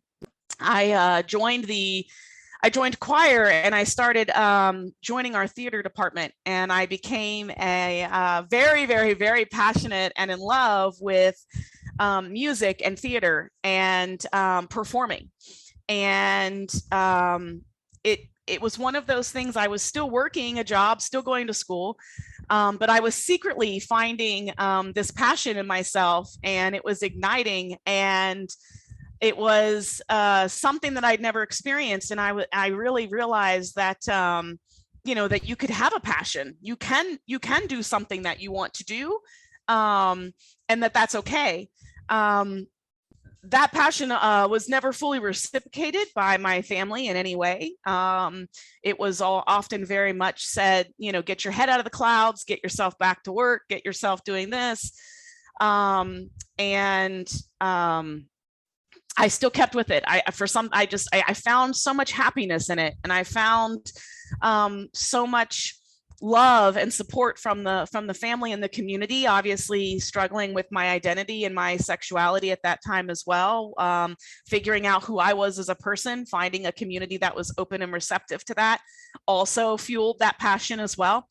And I was the first person in my family to go to college and try. I said, you know what, I'm going to do this. Again, the college was never something that my family promoted. They said, you know, it's too much money. We can't afford it. And we also can't, you know, can't waste that time, because again, you need to get a job and you need to make money. And this is, you know, this is what you do. And so when I told my mom that I was going to go to college, she was like, well, you know, okay, I don't know how we're going to pay for it, but if that's what you really want to do, I guess we'll try to make something work. And so it wasn't super reciprocated, but I wanted to study music. I wanted to study musical theater. I wanted to go to Broadway. I mean, this was my dream, right? This probably be a starving server, starving artist in New York somewhere, but that was what I wanted to do. That was my passion. And I don't know how in the world I managed to navigate that passion through a very, very negative environment, but it happened, and it fueled me every single day. And so I did go to college, and I was a part of the fine arts program at my university. The interesting thing about that program, and this is where my story unfortunately does not have a happy ending. The program was a very, very, very advanced applied program. It was so advanced that when you were when you got accepted into the college, into the program, you were only accepted for 1 year, and you had to re-audition every single year to keep that spot. If they felt that you were not progressing enough as an actor, if they felt that you didn't have what it took to make it on Broadway, if they felt whatever, they just didn't like the way you looked at them that day, you could be cut. And so going up against all of those odds, I auditioned and was able to, get accepted. I was so thankful to be accepted the first year, and then the second year. And then in my second year, I thought, I'm going to try to expand my education here. And they offered a film class, which this college I went to was strictly a musical theater, like Broadway focused school, which just to get into the weeds a little bit is very different than the training and education that you go into from a film perspective. And so anyway, but they offered it, and I thought, oh, I just want to try it out. And I took the film class, and I loved the film class, and I thought it was really great. And we put on a short film, and all of our professors saw it. That's what we were graded on. That was part of the process. At the end of that year, I did not realize that film class was going to get me kicked out of the program. I did the film class and I really enjoyed it. And my professors actually told me, they sat me down at the end of, when they do their cuts at the end of every year, when they sit you down in their room and they tell you whether you're making it or not. They said, we really saw how well you did in this film class, and we actually think you are on the wrong career path. We think that you would be better served in film than on Broadway musical theater. And because we are not a film school, we don't think that you continuing your education in this field is relevant. And so they cut me from the program.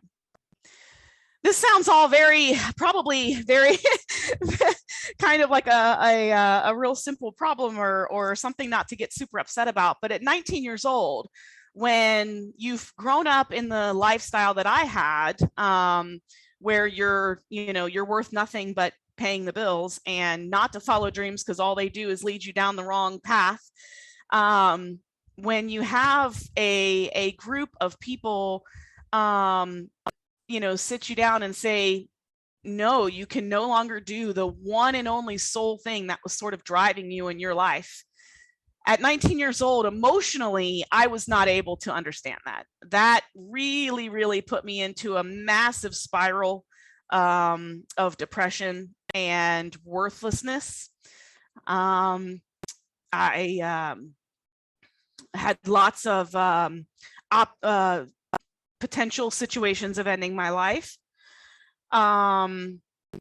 And it was a real struggle. And what was one of the hardest things to actually digest was I felt like all this time my family was right.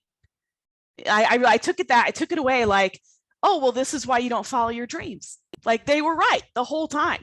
I was so mad at my family growing up, thinking, why are you why can I not have a passion? Why are you telling me to just work when, there's this thing that's filling my soul and making me feel so, amazing. And I'm finding myself and finding my voice, figuring out who I am as a human being. And you're telling me I shouldn't do that. And it was like this epiphany of like, oh, well, this is why, because it ends horribly. And your dreams hurt. And when someone tells you that you can't do the one thing that you wanted to do in life, that hurts.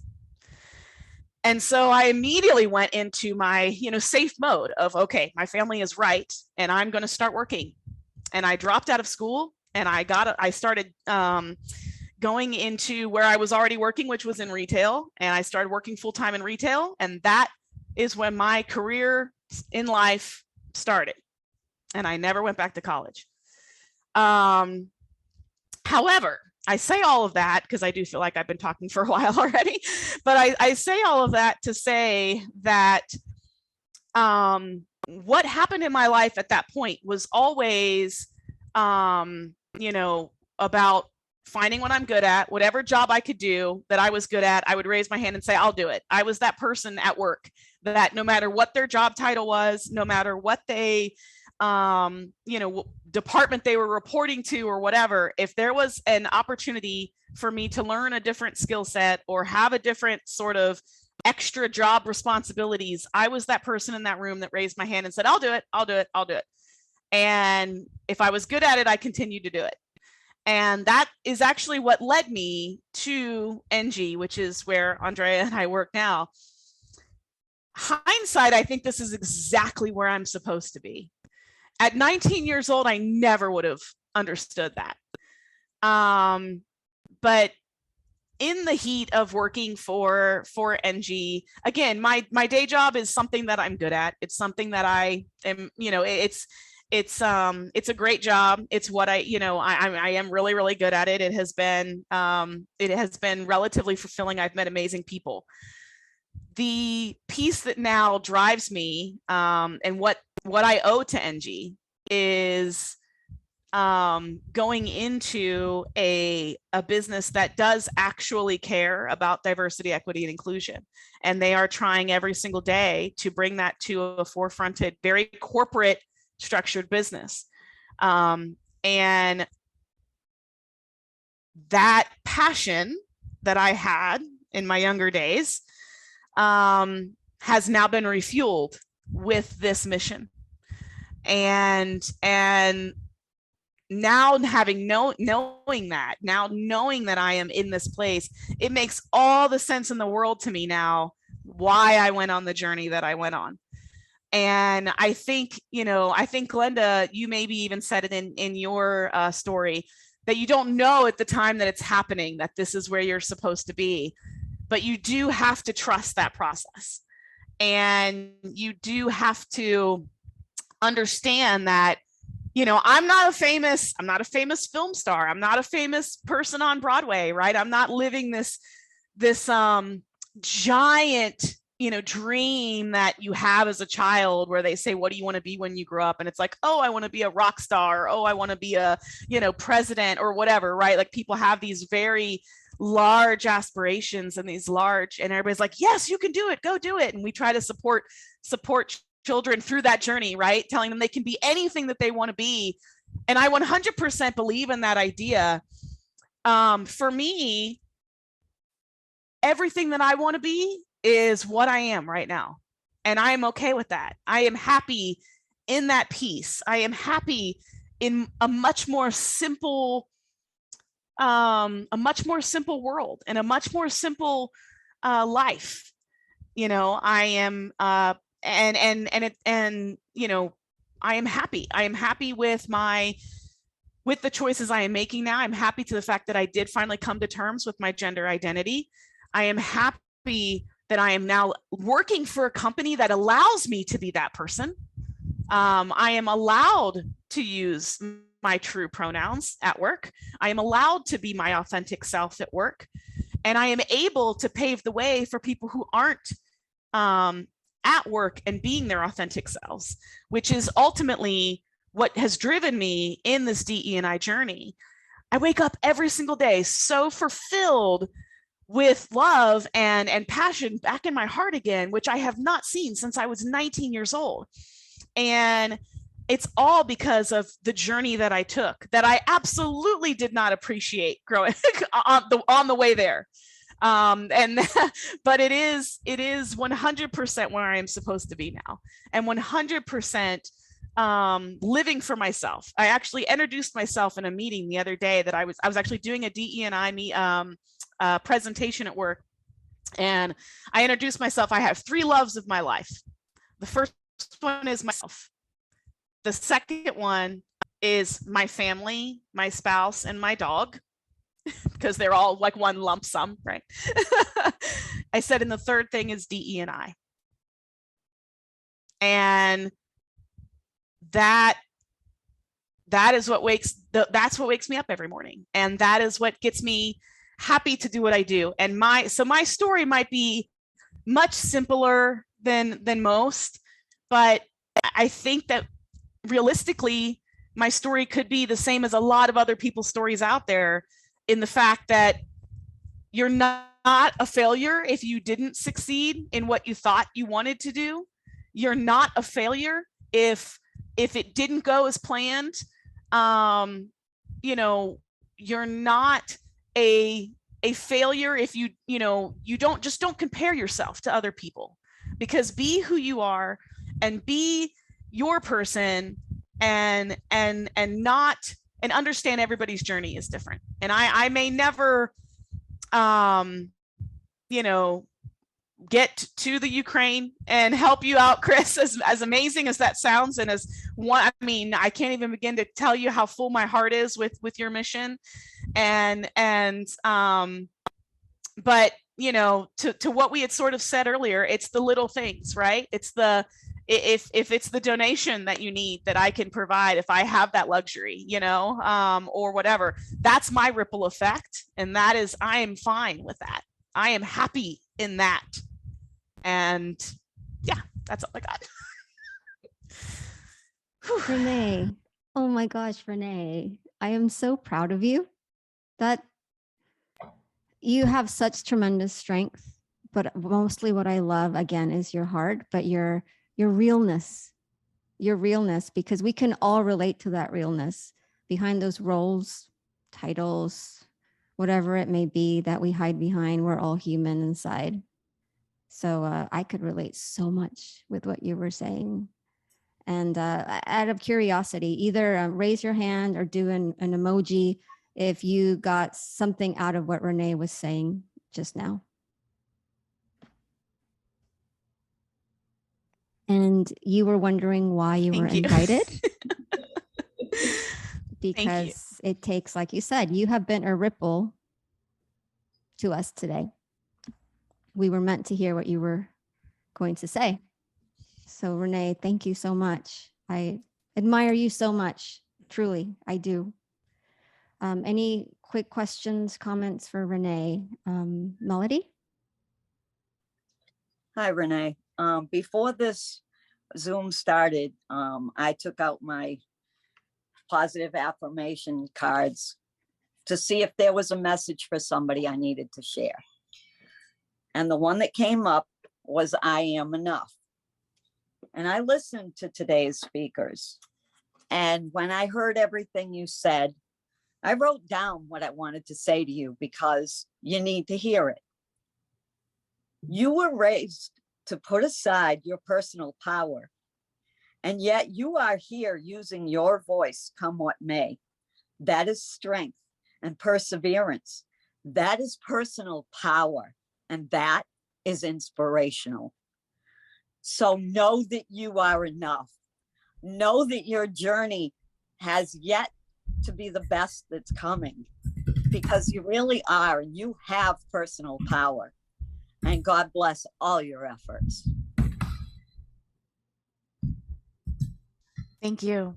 Yeah, I think everybody does. I really do. And I normally am not this emotional, although Andrea, you can speak to like the first time we had our very first DE&I meeting. What did I do? I cried. So it's like, so maybe I am this emotional. It's just, it's hard to not keep your feelings at the surface. I think when you work in a world where, you carry love and passion with you in everything you do, I think it's, at least for me, it's hard not to have those feelings right there. So thank you. Person. Never change, Rene. Did someone else have a comment? I thought I saw someone else. Was that you, Shannon? Yeah, I was just going to say, Rene, you started out so open and honest, and I really appreciate that. some of the labels that you've probably carried for a while. And I've just come to realize we need to rid ourselves of all labels and just call each other, we're all children of God. And that means we're all loved and we should be treated that way. So whatever hurt you have from the past, like I could feel that, and I'm really sorry.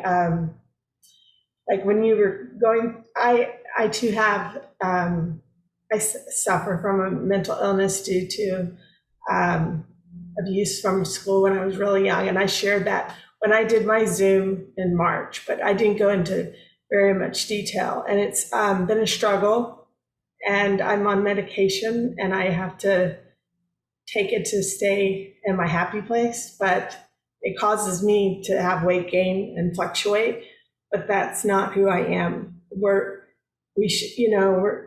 You don't judge a book by its cover, and you obviously have a very sweet and kind and very tender heart. I think you must be very empathetic and pick up on other people's needs and wants maybe before yours. So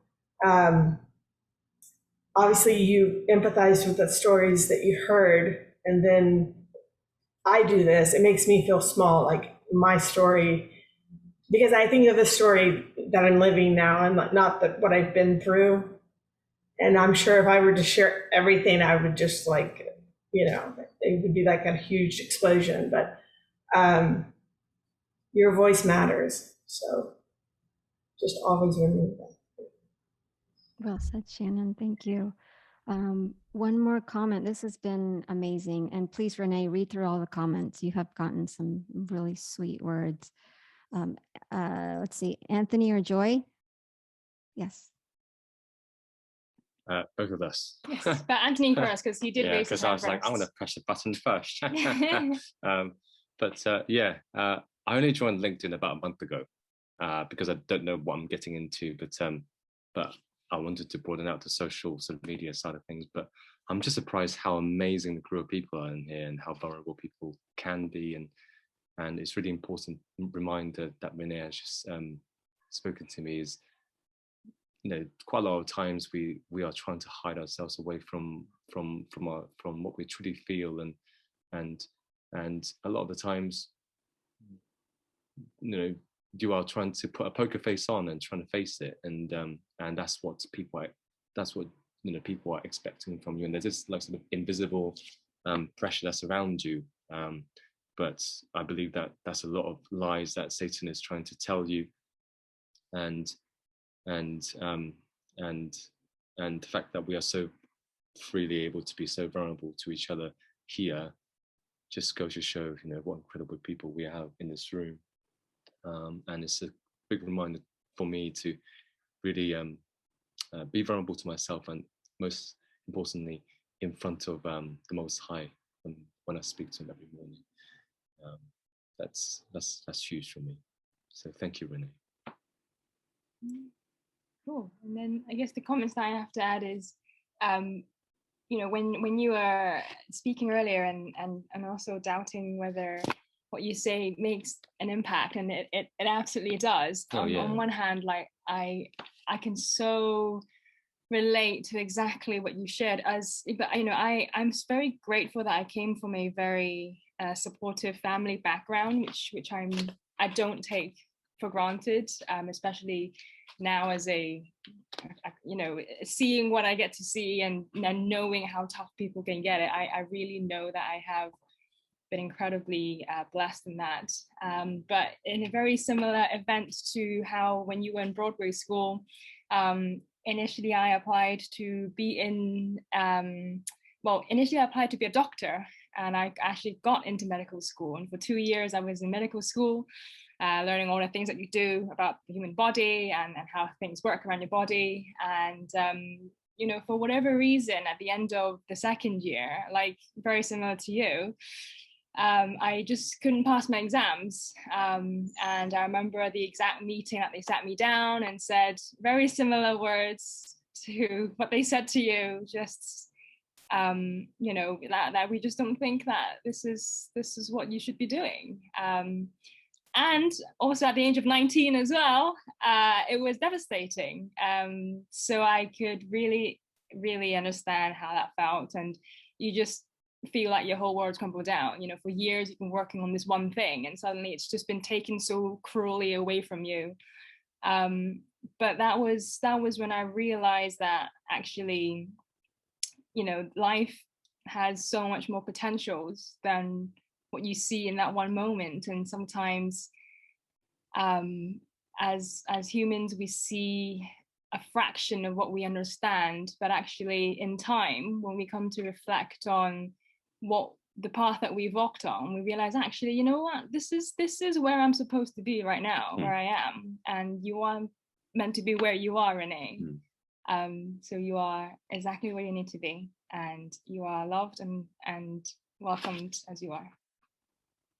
Okay, thanks everyone.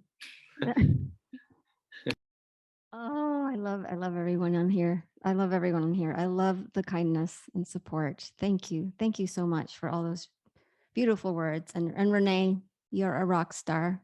Keep being you. Thank you so much for your support as well in my hidden passion projects that I don't disclose at work.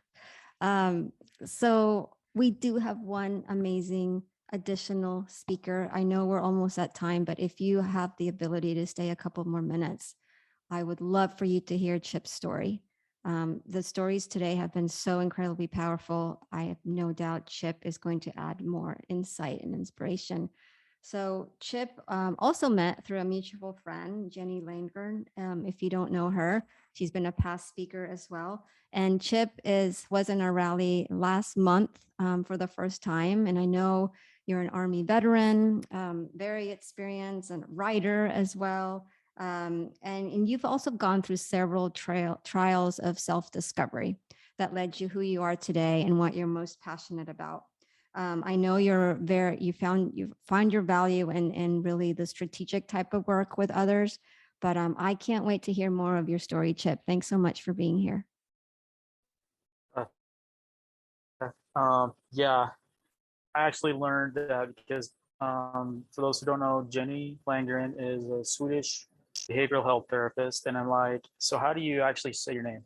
And she says, well, it's Jenny Langren. So whenever you hear the yump and yiminy, that's why. So I've been calling her Jenny ever since.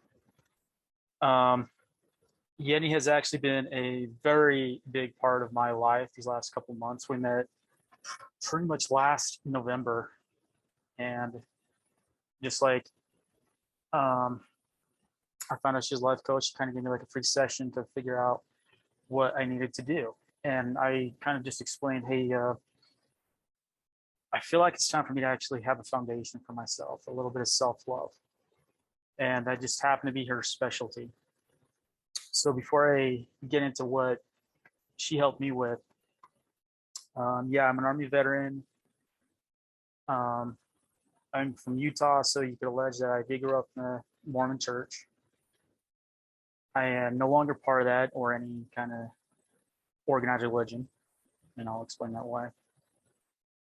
My father passed away when I was 17, and I'm the only son. And so it kind of left a huge burden on me to try and provide that support. Well, I wanted to be a writer or even go into advertising. Creativity is like a very big part of who I am. And because of how I was raised, my mother was an article writer. For those who are familiar with the TV show MASH, she actually interviewed Gary Berghoff once when he did a show in my hometown, as well as Tom Skerritt from Top Gun fame as Viper. So, I mean, writing was a huge part of who I am. And for those who have seen my page on LinkedIn or have yet to see my page, you'll notice that I am very passionate about writing. I had not written in probably 20 years.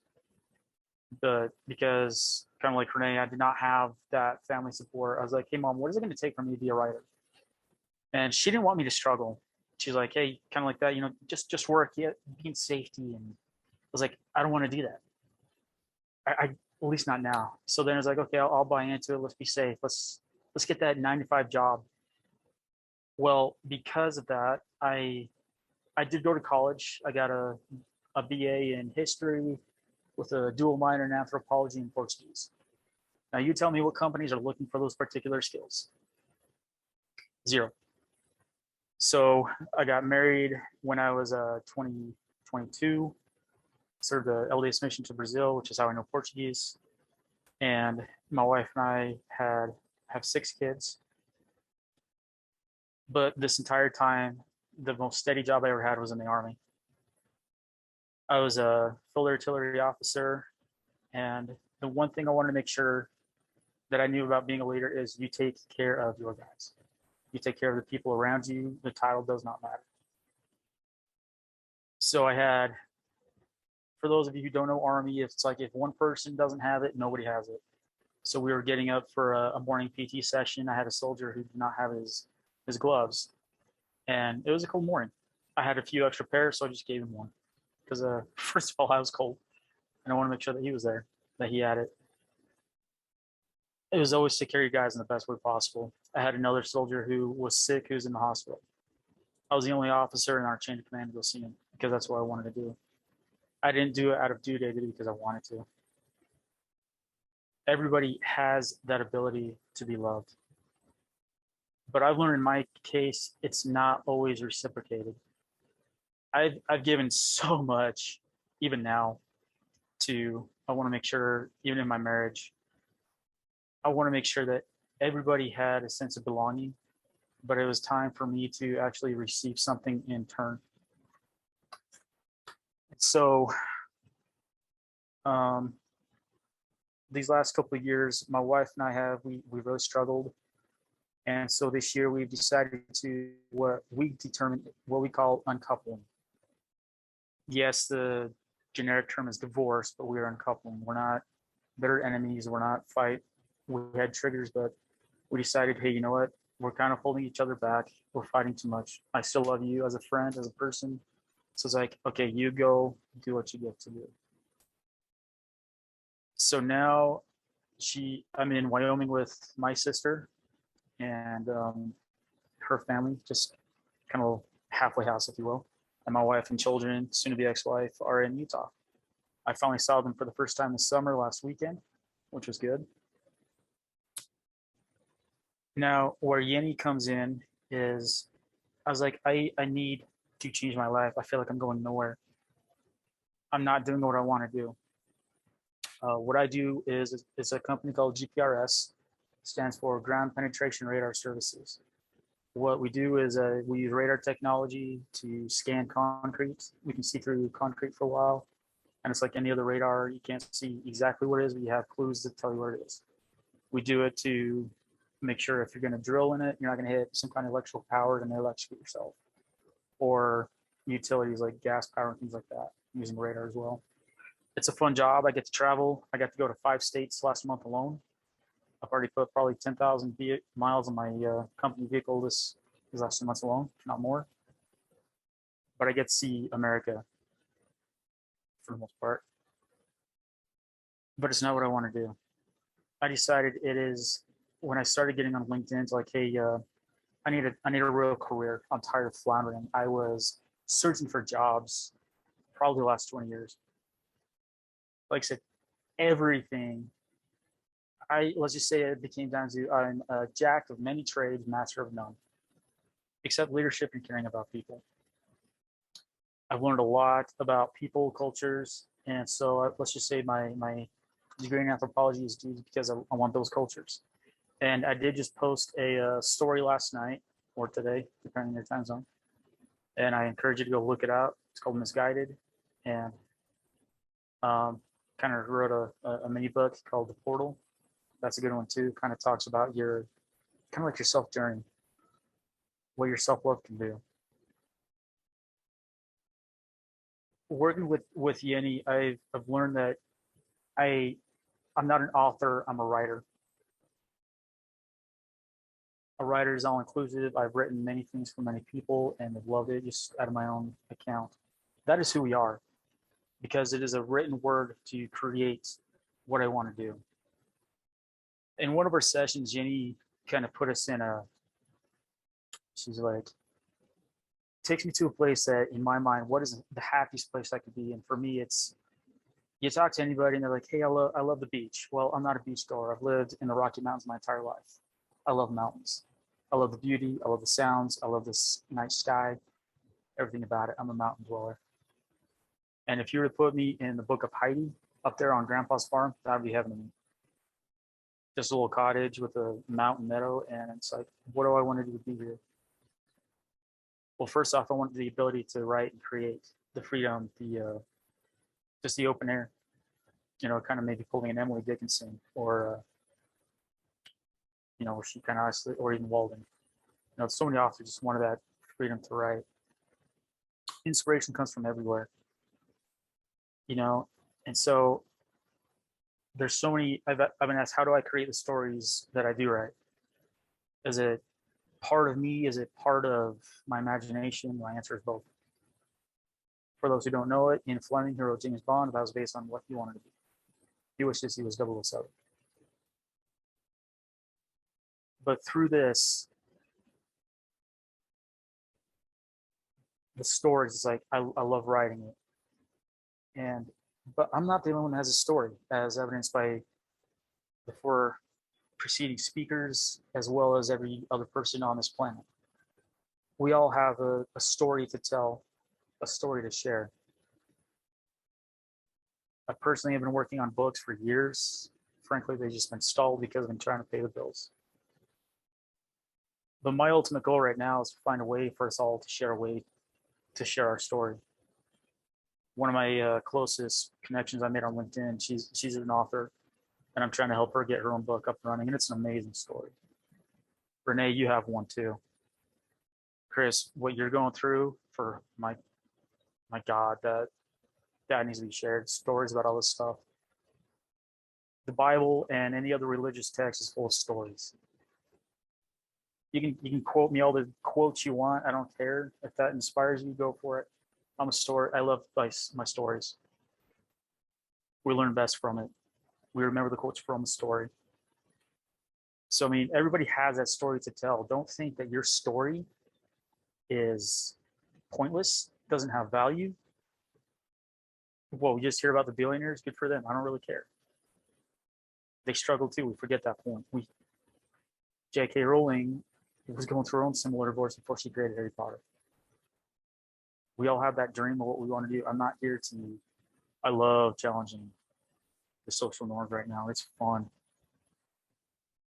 You know, I mean, I'll get into a heated discussion with you. So long as it's an actual discussion, we'll get along great. But as far as like self-love goes, that has to be priority. Yes, like your name, I am my first love. Regardless, I'm pretty sure you could probably even relate to this. If you go over the years, people would say, you know, being humble was a big deal growing up. Like, you got to be humble. And in the LDS church is like, you can't boast, you can't be cocky. And my mother was very huge advocate of that. You know, I try to like say, well, I'm really good. Well, you're being cocky, you can't do that. Well, happy to say she doesn't know the meaning of the word. I wasn't putting out that I was better than anybody else. I wasn't trying to be better than anybody else. I was just stating, hey, you know what? I can write. I'm good at what I do. If Michael Jordan, for those of you who know basketball, he could say he's the best in the world. And he probably could. He didn't act like it.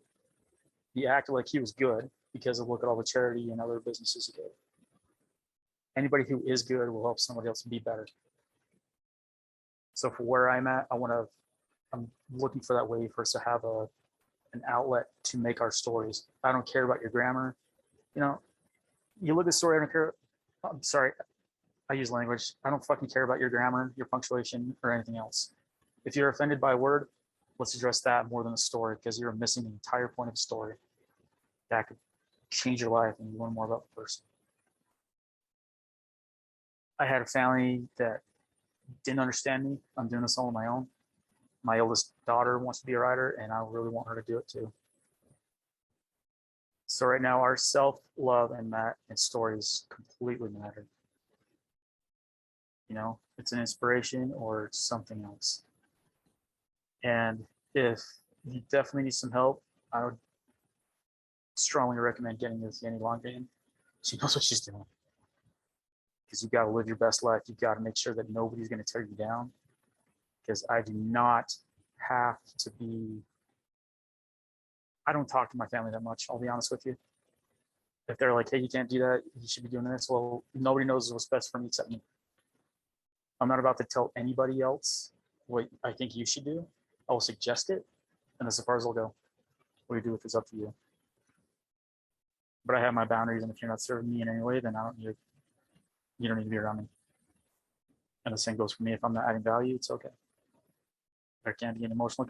Sorry if there's I love my wife, but it's not like I'm about to keep her in my life if we're harming each other. We'll co-parents. We'll still love our kids. We still love each other. We'll still have family things. But right now, I've never enjoyed her more. Just because I'm away from her and she can actually enjoy me. And I'm not upset all the time. But she's gone through an amazing story too. She's gone through a major transformation. And I hope to get her story out someday. Thanks. Sorry, starting out with the fact. Wow, mic drop. Pip, thank you. Wow, you're so right. I truly believe too, everyone has a story, and we must get beyond the limitations that we feel of why we cannot tell it, whether it's we're not a writer, or no one will care, or my story doesn't stand up to someone else's story. But you're absolutely right. We need to get it out there because stories connect. Any comments or questions for Chip? It looks like you inspired Chris to get his story out via a book. Yeah, I'm just about to respond to Bill, and forgive me if I'm going to pronounce this wrong. Sijel, close.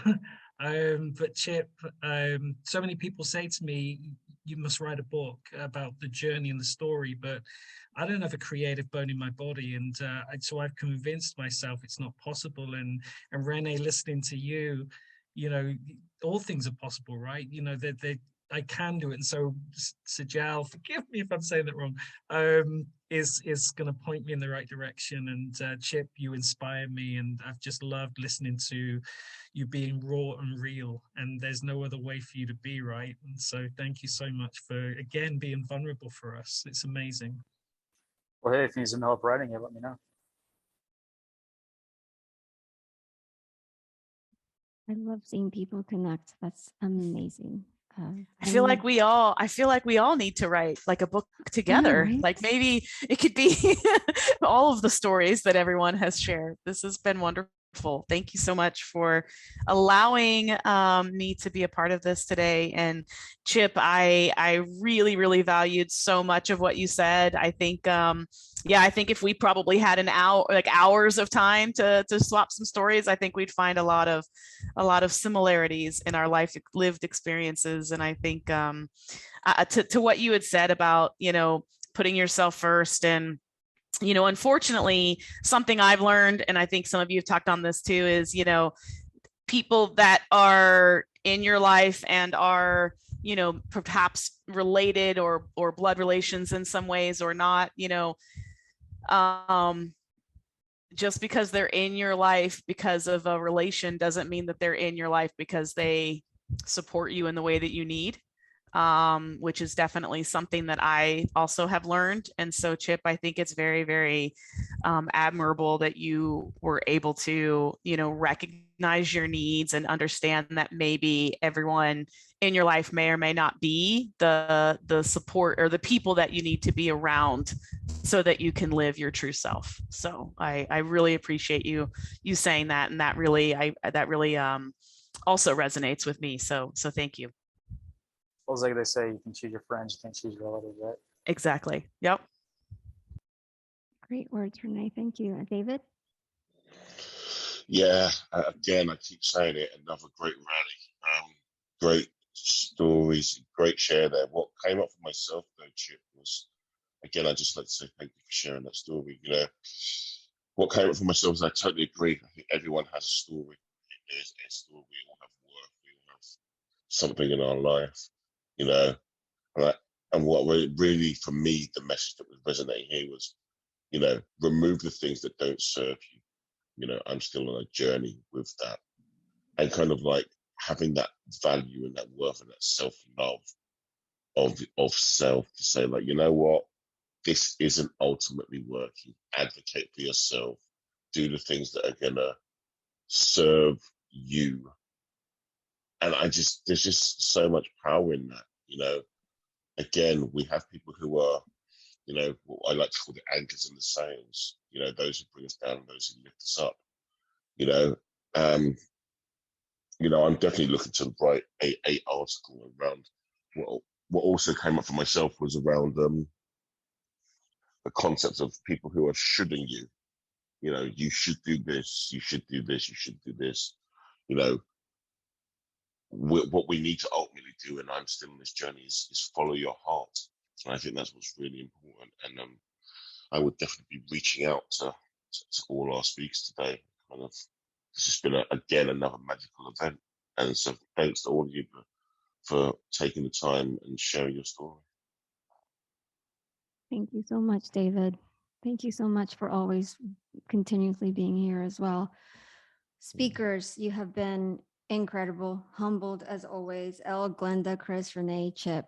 Oh my goodness. Thank you so much for taking time off to be so real and to inspire all of us today. You've truly made a difference. You've been ripples to our change, making a positivity increase in the world. All of you that have been here supporting and showing kindness and love, it makes all the difference in the world for those speaking. We thank you for also staying a little bit extra. We will continue these every last Saturday of the month. So if you are interested in speaking or know someone that should be telling their story, or even just joining in because they need some inspiration. So please let us know, let me know. But have a wonderful rest of the weekend. Thank you, everyone.